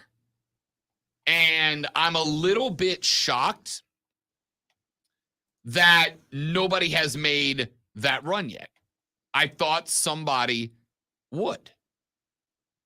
New England is working with DeAndre Hopkins. He spent the weekend up at Foxborough. Apparently the meetings went well, but there's been no contract offered at this point. There were rumors that D-Hop had at least had a conversation with the Houston Texans to be the number one for CJ Stroud, which is interesting because CJ Stroud is not anything close. The Texans are not anything close to what D-Hop said he was looking for and whatever team he was going to sign a contract with, right? So I think that one's kind of interesting. The problem is there's not really a lot left out there in terms of wide receivers. I would have loved to have seen a run at Juju. I would have loved to have seen a run at Jacoby Myers. Both of those guys are off the market, right? Juju Smith-Schuster, now a Patriot. Jacoby Myers is now a Raider. A Raider. And there's just not a lot out there. The question is, how hard would you go in on D-Hop if he was willing to answer the phone? And the answer for me is, Lonzo, like real hard, very hard. Big time contract, like massive contract I would be willing to offer to D-Hop to get him to Carolina because you need the number one, but that's not the only spot. I'm looking edge rusher too. Here's the good news. Good news is there are a few edge rushers that are out there and still available that Carolina could talk to. Jadeveon Clowney is out there. Now, the thing is, though, you have the choice between the two. Which one are you taking? You taking Hopkins or are you taking Clowney? Oh, Hopkins. D-Hop, no question. No question. I'm taking Clowney. Clowney played 12 games last year. He had two sacks, 4 QB hits, and 29 pressures. It was a down year for Jadeveon Clowney. The question mark with Clowney, obviously, is how much does he have left in the tank? Right. But you could say the same thing about Hopkins. I absolutely could. Because he had kind of a down year, too. But and there's another thing, and I know I said I wouldn't do this, but I got to do this. Hopkins has played with one short quarterback. And maybe he equates that to the reason why. You might be right. And so going to another guy who's basically the same height, if at least in your brain you think that's part of the reason why you weren't getting the ball, you probably wouldn't do that again. Kyler Murray's been in Arizona for a few years now. I can go to any Arizona Cardinals website and find a litany of people who are going, I'm over this dude, right? As I said last night, I went looking, hunting, searching for criticism of Bryce Young through his OTAs alone. Can't find it. The only criticism that I am seeing right now of BY is his height. And that's why Rashad Beard was thoroughly frustrated when we had him on last Thursday, because it is all that's left to do. Now, again, we have not put him in pads yet. We have not seen, he's only worn a helmet. We've seen him in the shell. We have not seen him in full pads. We have not seen him against an NFL pass rush. We have not seen him throwing against anything other than effectively glorified 7-on-7 at this point. But he's killed all that. When he is correcting coaches that the playbook is wrong, as he did, you gotta believe the kid figured it out, right? And again, that's why they brought him in. Nick Saban, we told you this during the draft. Nick Saban was interviewed about BY. And I pointed out, do you remember the first thing Nick Saban said about BY? It wasn't that he's got a big arm. It wasn't that he's got a big heart. It wasn't that he's quick or he's mobile or he's slippery. The first thing Nick Saban said about BY was what? He freaking gets it, dude. He gets it. He corrects coaches who get it wrong. He's calling out defenses before they're even out of the huddle. He's got it. And from what I understand,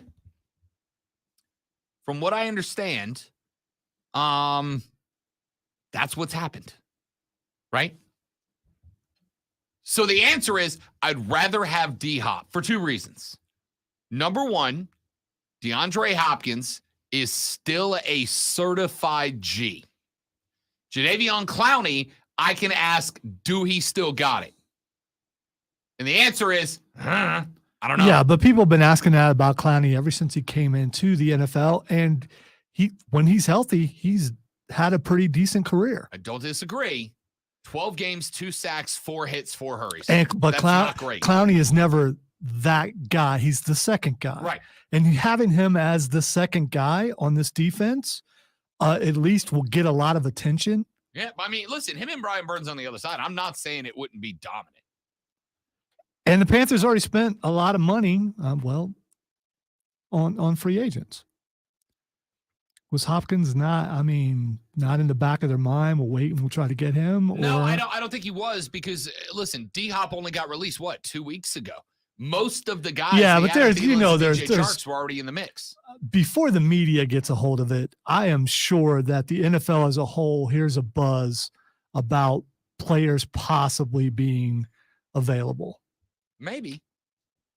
But again, until he's released, I can't act as if he's going to be released because what happens if D-Hop and Kyler head out into the desert, put down a little peyote, have their spirit guide come to them and go, if you guys get it together, you're going to be great. And they come out and they go, no, everything's changed, right? Everything's amazing now. We're good. We got this. You can't have played it that way. Which is why I think they landed 2 of the best available at the time wide receivers in DJ Chark, and Adam, I've got a Thielen. I just came up with that one. I was trying so hard. I feel like I nailed it. I'm just wondering if Berman's already done that or not. There's no doubt he has. Yeah, well, I don't know. I have some doubt. He's relegated to online now. So, No, I think they're still letting him do the 2-minute drill on Monday Night Football. He gets his 2 minutes with his golden copper hair. Remember when he did that? What was that, Chris? What was that? Berman showed up on MNF for no reason with shiny golden copper hair. Sometimes you got to go for it, It may not work out, but. Yeah, but sometimes you don't. Sometimes full sending is not the right call. Is that one of those times that people in your life are like, yeah, go ahead. And they're laughing the entire time. Can't believe he actually did that. Twice, I've had to tell the lady friend, hey, don't wear that. My phrase now is, it's not your best look. Right? That's the nicest way that you can say, don't wear that. You look terrible. And twice she's gotten very upset with me when I've said it. And twice she's come back later and been like, you were right. Good call. Thanks. Chris, not your best look, dude. Not your best look. As far as edge rushers, we mentioned Jadeveon Clowney. He is still out there. Yannick Ngakoue is still out there. He is a wonderful run-stuffing edge rusher. He is a good pass guy, but he's a wonderful run stuffer. The problem is the NFC South this year, with the exception of Bijan Robinson in Atlanta, is going to be a pass-predicated offense. New Orleans is going to go back to throwing the ball this year. That's why they brought in Derek Carr. Tampa tried to be a running team on the legs of Leonard Fournette, whose name I could not remember yesterday because I'm an idiot. Lenny.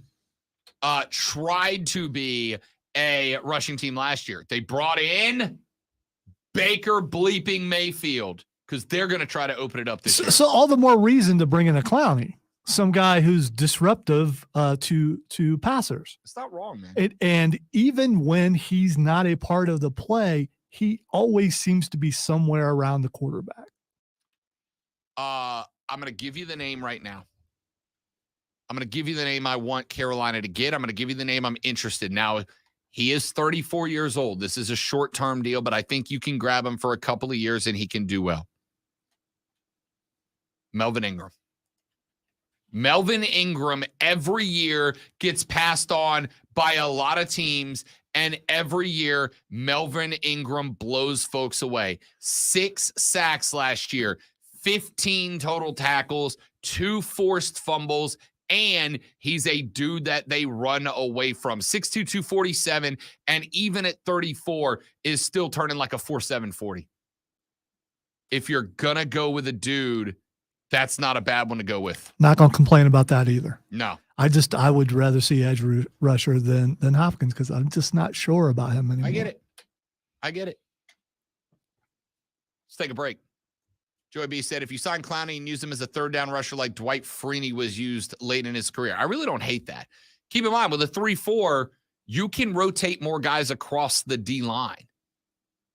Question is, can Clowney stand up and play an outside backer, which you'll need him to do occasionally. Otherwise, you're wasting cash. I don't know. We'll see.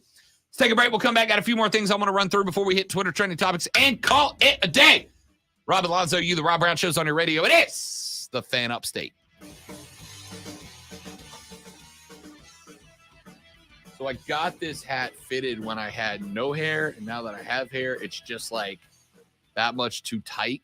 What do you mean you got it fitted? You mean you wore it on your head? No, I mean I have a hat stretcher at the house. Ah. That you put the size that you wanted. This is a smaller hat than normal. I buy How much does small. how much does a hat stretcher cost? Like $8 on Amazon, and it's a worthwhile investment. Well, I have a I have a reason. Well, I said it's a worthwhile investment because I want to wear some hats, but they give me headaches because they're too tight. No Get a matter hat what I do. stretcher. It's 2 pieces of wood, like U-shaped wood, and they have a plastic rod in the middle, and you put it Just like a shoe stretcher. effectively. Yeah. You put one piece there, and then you just spin that rod, and it expands, obviously. And then you leave it sitting overnight or something, or The best way I found to do it, because I got it for my cowboy hats, but it works on my baseball hats too, is do you have like a steamer, like a clothes steamer? no, Okay. that's way too fancy Way for too Lauren's. Yeah. You get a steamer and you steam the hat, and then you stretch it, and then you steam it again, and it'll hold a lot better. Can I hold it over a kettle of boiling water? Yes, absolutely. Still steam. Yeah. Boiling. How about a toy train? Would that work?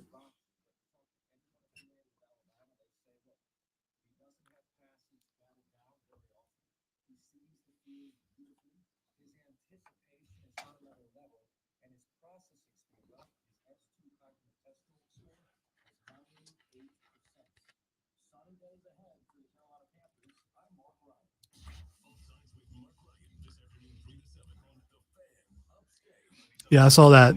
The Blankenship thing I thought was hilarious.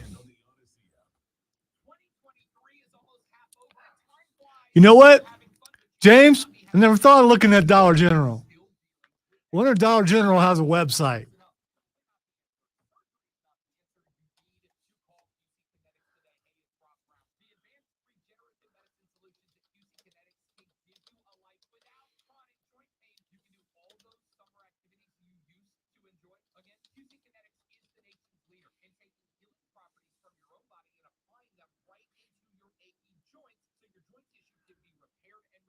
Well, looks like they have them at Walmart. I don't see anything about Dollar General, though. It's worth it. You get it from Etsy. Yeah, who knows how that'll work? Some place called Australian Gear.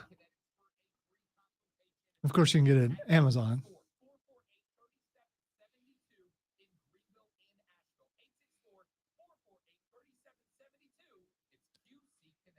There's nothing worse than coming home from a hot day to find out that your AC unit isn't working. When this happens, you need an HVAC company you can trust. A company like Priority Heating and Air. Their HVAC It was very specific, but I didn't actually see if Dollar General has a website. They'd have to, though. Quit going back to my old search.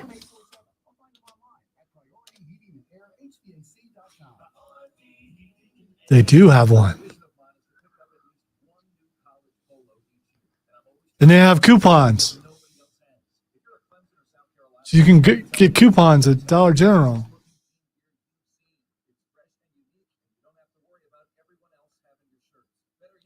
The funny part is the store locator that shows up.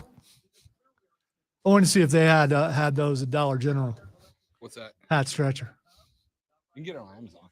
Yeah, I know, but you're missing the point. James suggested that, and then Dollar General does have a website, and you can get coupons. I don't know if you can get $1 off at Dollar General though, because that kind of would mean free, right?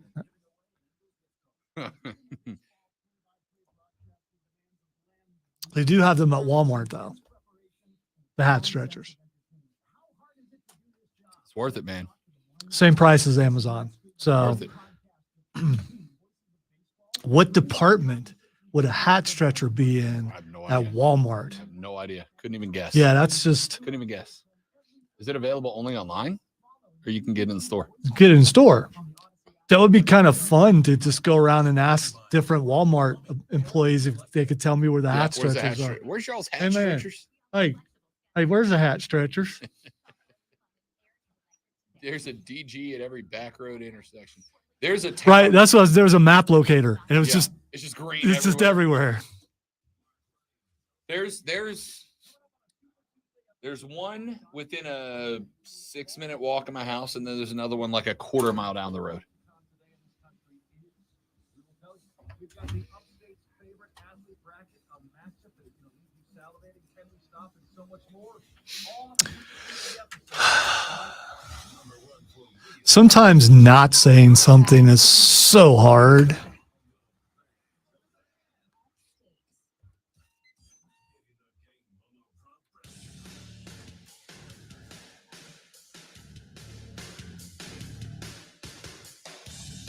So we have a debut date. What? A debut date. D-butt? Yeah, a debut date for Leo Messi in MLS. D-butt. Like, Debut. oh, so it's not like doing the butt. We have a debut date. It appears that Leo Messi will join Inter Miami and make his debut on July 21st in a Leagues Cup match against Cruz Azul, according to their owner, Jorge Mas. Said that yesterday. The 35-year-old said earlier this month he intends to sign for Inter Miami after leaving Paris Saint-Germain, although a deal has not yet been finalized still, which is not a big shock. There's going to be an army of attorneys involved in this one. And a large part of the reason why is because the deal with Miami is also going to involve MLS.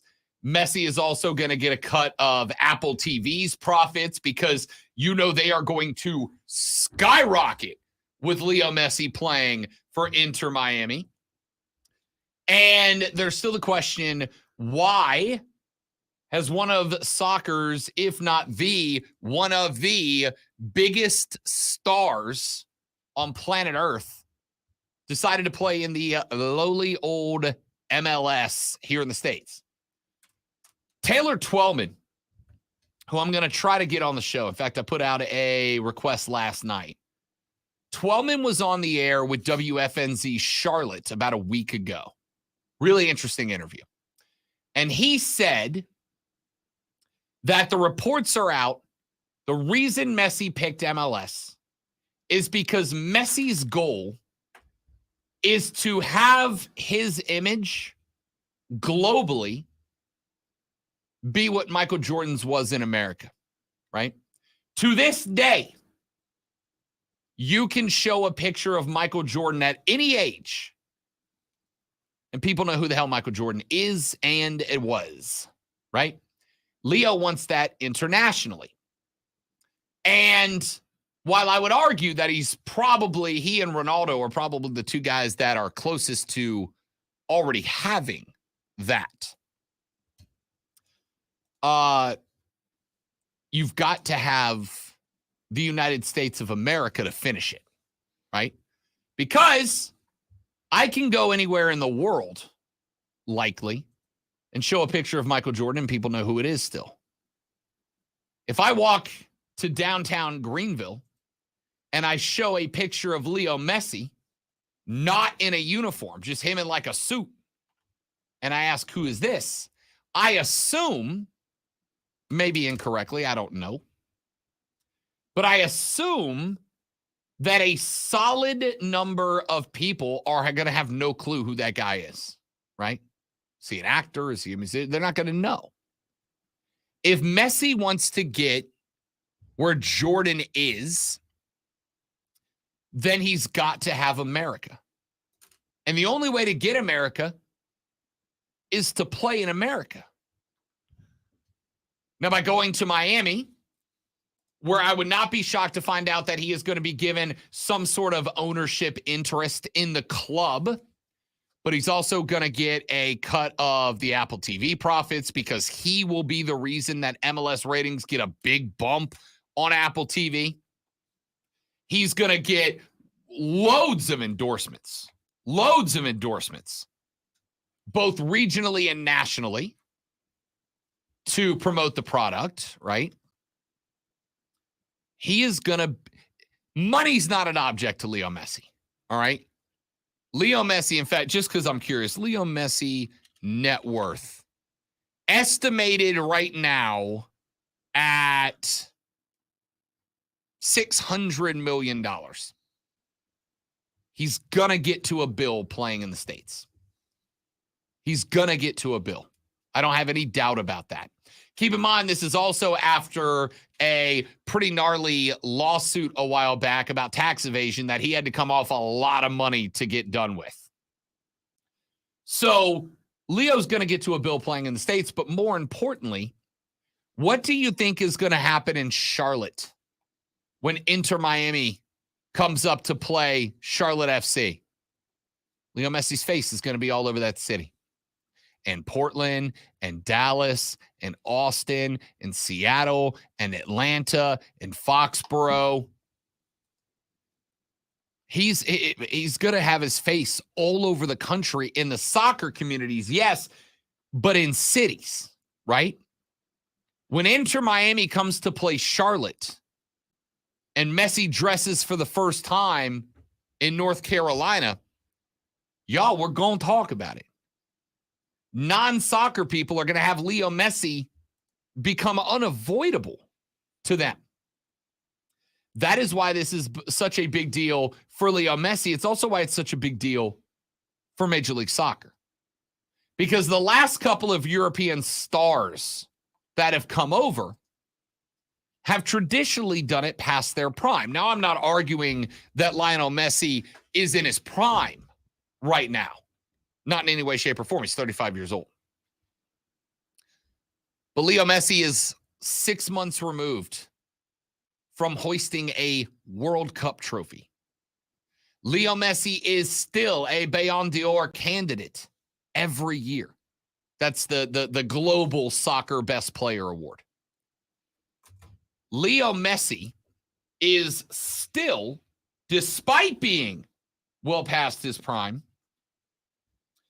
one of the best players on planet Earth. Leo's past his prime is beyond the prime of probably everybody else in MLS. He's going to be the best player on July 21st. 21st? We'll do the rest of the segment as Mike Tyson. July 21st, when he steps onto the pitch for the first time, wearing the colors of Miami. By the way, the minute Messi said that he intends to sign with Inter Miami? Miami within a day decided without public funding, and you know how big public funding is to team owners when they're trying to build or enhance their stadiums. Without public funding, Miami just immediately put down a plan and started work on 3,000 more seats to play in their stadium down in South Florida. DRV PNK Stadium in Fort Lauderdale. 3,000 more seats the day not the day he signed, the day he said he was probably going to sign with Inter Miami. This dude is a global star, without a doubt. But he's not there in the States. And if he's going to get there in the States, this is a huge step in doing so. MLS has struggled the last couple of years in generating stars. Mainly because, and primarily because, anytime that there is a young cat that could be a star, that could grow into a star, Christian Pulisic, Weston McKennie, Gio Reyna, what do? They immediately go overseas to Europe. They go to Europe for the opposite reason Messi's coming here. They go to Europe because while the money is every bit as good, they go to Europe because the football's better. The soccer is better. The leagues are better. The competition is better. There's more fanfare, et cetera. It is a development thing. Or you mentioned that, or they just want to be famous, and they're not going to be famous here, but they'll be famous there. Correct. And so guys go play in Europe because the competition's better. The fanfare's better. They're going to develop better there, et cetera, et cetera. Messi's already developed. He's 35. He's one of the two best players on planet Earth, arguably. There are some arguments that guys like Kylian Mbappe, who scored for France yesterday in their 1-0 defeat of Greece, are better now. But he's certainly one of the two most recognizable footballers on the planet. He and Ronaldo, that's it. That's the list, right? He's already developed. So coming to MLS, when they are guaranteeing him fat stacks, is the right sense. It's the right move. Texture said, I'd be more impressed with luring Ronaldo from the Saudis. You know why Ronaldo is going to play in Saudi Arabia. They're going to cut him a check for $1 billion. Remember, to come to the States, Lionel Messi turned down a Saudi Arabian contract of an estimated $1.6 billion, billion with a B, to play football in Saudi Arabia. He turned that down. Why? Because that 1.6 bill lasts 3-4 years. And while that's an insane amount of money, I don't think people truly genuinely understand how much money $1 million is. I don't think people certainly don't understand how much $1 billion is. It would have doubled the net worth of the world's arguably at worst second most popular athlete. It's insane. But that's there for 4 years, top end. He's 35. It's there for 4 years, top end. And then basically he has to live on residuals, right? Lionel Messi can grow those residuals at a rate that's going to get him to $1 billion net worth in the States. And then, if he can do what I think he's trying to do, and I'm really glad he is, if Lionel Messi can do what he's trying to do, and that has become the most recognizable athletes in the state, that is to become the most recognizable athlete in the States, then Lionel Messi, he'll see his net worth jump way north of that 1.6 bill. And it will carry him through the rest of his life. Now, again, Liberob the Woke Warrior here, nobody needs $1 billion. You can't spend $1 billion. You just can't do it. Okay? So if you inherited $1 billion, you would say no. Oh, no, absolutely not. Okay. I would absolutely take it. Okay. Yeah, I'm I'm an idealist, not an idiot. All right? I acknowledge it. My blatant, rampant hypocrisy. If I found out that some rich uncle of mine was the king of doesn't exist utopia, and I inherited $1 billion, Zoe, you know how you know? You never see me again. That's not true. You would see me again. You're on the short list. I'll try to remain there. I give Zoe $1 million and then I'm gone. Well, I'm going too. Separate places, but Point here is, we could, you could invite me to your island every once in a while. which one? It's $1 billion. The- Which one? The one that, well, the good one? yeah, well, The best one. I could go a lot of ways with what your island would be. So the long-term ramifications of Leo Messi are, I think, why he signed here, right? Because there's a time limit on a contract for playing football. Saudi Arabians likely like 1.6 bill for 4 years. That's nothing to them. But that's 4 years. Leo Messi's 35. He is ancient in athletic terms. He's a child.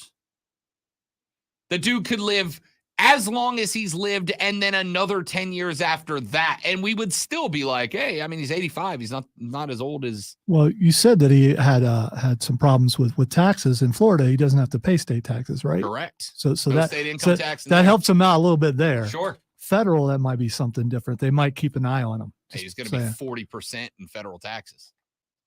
But again, I don't think this is about the money up front. I think this is about the long-term earning power. If Leo Messi can, and again, it's going to be a tall order. If Leo Messi can win over the States, which by the way, two things. Number one, when it was announced he was coming to Miami, did you see the world of athletes on social media pop off? Braun was in, Tua Tagovailoa, who is in Miami right now, was all over it. On top, there's a commercial going right now with Trevor Lawrence and Patrick Mahomes for the Women's World Cup coming up in a month and a half or so. Where Trevor Lawrence shows some personality. He does. I know it's probably scripted, but still. It does. He calls it football, which confuses Patrick Mahomes for a minute. And then he says, these girls play on a bigger stage than we ever will. And he is correct, globally speaking. The world of athletics has embraced soccer. Now Messi is going to find out if he can get the United States to embrace soccer and him. And if he can, it'll be one of the biggest pickups in American sports history. Let's take a break. We'll come back and wrap this show up on The Rob Brown Show and the Fan Upstate.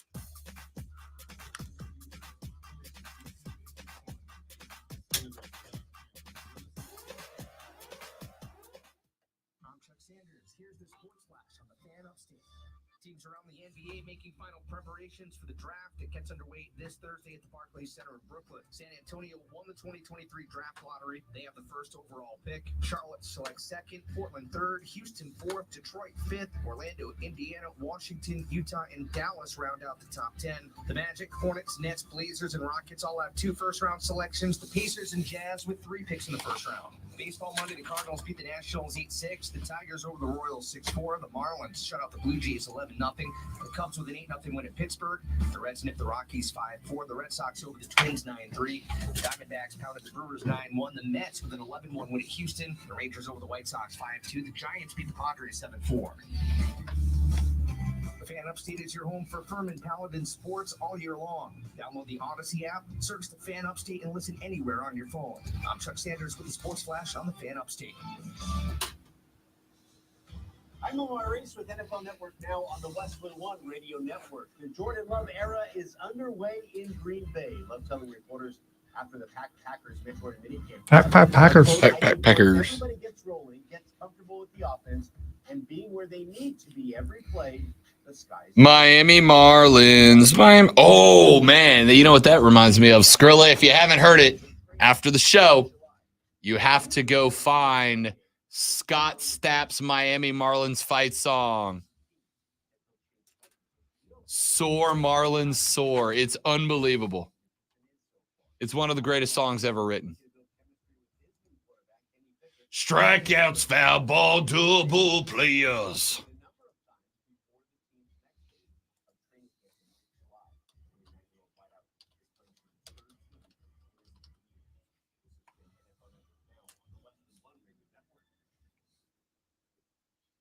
advertisement sponsored by Allied Injury Group, not available in all states. This important message from Allied. So you doubted him, and he had already heard it. I love it. Perfect.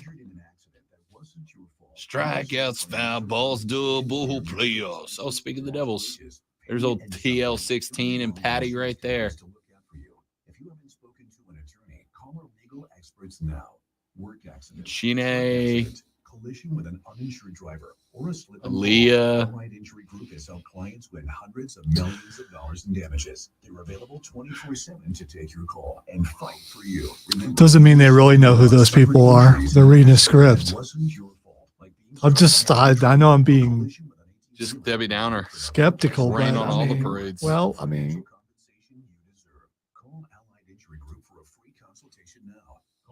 hopefully they're both about believability and not dollar signs. But I mean, I guess you could have both. You should do that. Rob might rip his shirt off and just start Do it. going Do nuts. it. We will soar. That's amazing. If prescribed, a 100% online process, and trusted generic alternatives to the name brands at up to 95% off. That's right. Get generic for Viagra, the same active ingredient as brand name Viagra, but for 95% less. It's the same medication, still prescribed by a licensed medical provider, but with zero copay, no expensive appointments, and no awkward face-to-face conversations. To start your free online visit, you need to go to this exclusive address. So we have to come back to work one day, and then we're off Tuesday. And then back to work Wednesday. Would you rather have Monday off and work on the 4th? Or work Monday the 3rd and be off on Tuesday on the 4th? I think I'd rather have the 3rd off and work the 4th, Yeah, to be honest yeah. with you. Me too, but I might be working the drive game that night, though. That'd be fun. I'd actually be down. A little baseball on a 4th of Fireworks. July. Yeah, man. With the lowest prices for over 30 years, you'll always find what you love and love what you find. Only at Total Wine & More. Drink responsibly for 21. I used to get frequent heartburn at night, so I made Prilosec OTC part of my morning routine.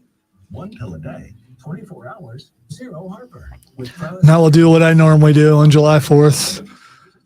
Pray that the Yahoos don't burn the woods down.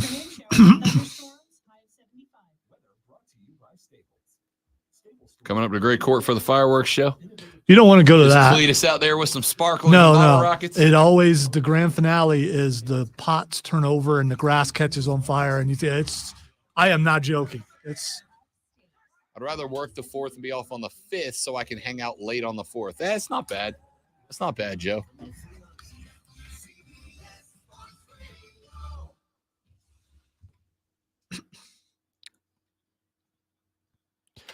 All right, time for Twitter trending topics where I tell Rob what is trending, and he will let us know why. Been waiting all hour for this one or the entire show. Hashtag Thick Trunk Tuesday is trending. So I saw that earlier, and this may shock you. I did not click on it, because there's two ways to go with that. But I'm going to tell you the direction I think it's going, because trending earlier this morning at the same time was Mariah Mills.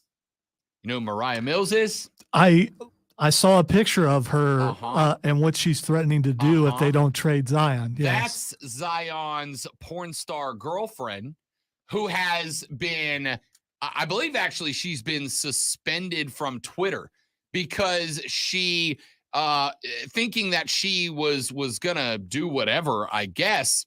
Oh, she was going to release video on Twitter? Well, she was going to release a sex tape of her and Zion without the realization that that is literally against revenge porn laws. There are laws written about this exact type of thing. So Z now, She gets paid for that sort of thing, so she probably didn't, you are mixing reality with. You are, as consenting adults, more than willing, and if you are willing, you are more than able to film your adult hanky-panky skinny bop times if you want to. What you are not allowed to do is release it publicly without the other person's consent, which obviously she's probably not getting that from Zion Williamson. But immediately after she took for the heat for that, she is now making claims that Zion and his camp threatened to cause physical harm to her. This whole thing is so stupid dramatic, dude. All right. The next thing is trending is BB Rexa. I don't know who. I mean, I know who that is. She's a music artist. All right. I'm just going to go ahead and that's all I tell you, because you probably haven't seen the video. She was on stage. Someone threw a cell phone and hit her in the side of the head. And she had to get 3 stitches. How bad is it if you only got to get 3 stitches? I mean, they tore her up. It's not great. Yeah, I mean, it's bad. And certainly not why? Great. And then there's a question: should this person be in trouble? Yeah, that's assault. Yeah, absolutely. They should be in jail for throwing anything at someone on stage, especially connecting. It's got to be hard to throw a cell phone and. Hell, I mean, tremendous accuracy. Yeah. Right? Like if I'm running a slow pitch softball team somewhere in that area, I'm going to look for that person. And not that we condone that behavior, but did she throw it like a batarang, or whoever threw it like a batarang? Because of how thin you go throw it, you got to throw it like a batarang. So if I'm gonna chunk the old Google Pixel here, you can either go like by the corner, like a batarang, wing it that way. You can go. I am afraid right now. By the way, this one I think is like sideways with the finger wrap, like a two-seamer. I don't know. I think see. You got to go batarang. I think you have to, or else you just throw it like a brick. But I feel like you're getting no accuracy. It's gonna flop around. Like Yes, absolutely. All right. The next thing is trending is Kraven the Hunter. So, the trailer announcement No, the or trailer. something. It's the trailer's out. Yeah. The trailer's out. Yeah, it came out yesterday. Okay. So the trailer's out, and I have seen nothing good about it yet. From like my comic book movie friends. It's looks like it might be a PETA documentary. They've changed his character. He no longer hunts animals. He hunts people who hunt animals. So it's a lot of people going to die, but the animals, they're going to be all right. Down for that. In fairness, you show me like a dog dying in a movie and it will mess me up far more than like the good guy's wife dying. What do you want? John Wick, what were you more sad about? The 89 people he killed or the dog? Be real, the dog. Well, yeah, that was the whole plot of the movie. Yeah, and it was successful. All right. Ladies and gentlemen, that's it for us. Thank you guys so much for hanging out. Hope you enjoyed the show. We'll be back to do it. Ja Morant his camp is saying that he feels like the NBA has it out for him. Oh, we're going to have fun with that tomorrow. See you guys back here tomorrow for the Rob Brown Show on the Fan Upstate. Later, brother. By the way, Trey, yes, Grandma Train on my Spotify. Grandma Train. Yes, you've actually heard them. Pain and a couple of the Peace is a good song. And he's the Beastmaster, basically, Hudson. Yeah, basically, because he's using the powers of the animals to track down the bad men who work for his dad, who at some point may ask, "Are you not entertained?" I don't know if he will or not.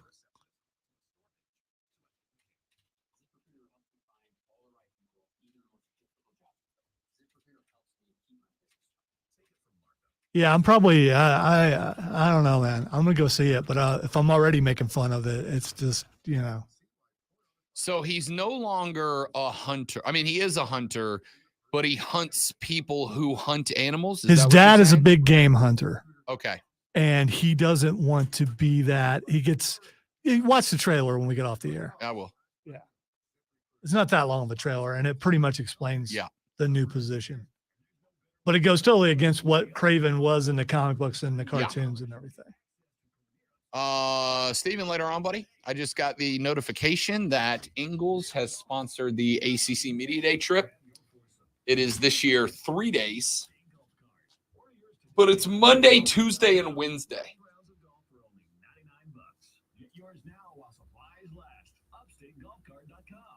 I guess I can't complain. They're putting me up in a hotel for both nights, so. Yeah, I mean, so you're like, All right, dudes and dudettes, you're all amazing people. Thanks for hanging out with us. We appreciate it sincerely. I hope you have a lovely rest of your day. Just as a reminder, I am out Thursday and Friday, so tomorrow is my last day. Yeah, I forgot. Which means we got to make it a good show. I gotta find out who in the world I'm working with. Yeah, you don't know either because No, it's good they to did. They change. sent an email about it. Carlos with a K, but the show starts at 10, not 9. Oh yeah, that's when that was. Yeah, I'm glad you reminded me. You're welcome. That's what I'm here for. Have a lovely day, everybody. See you back here tomorrow. Goodbye.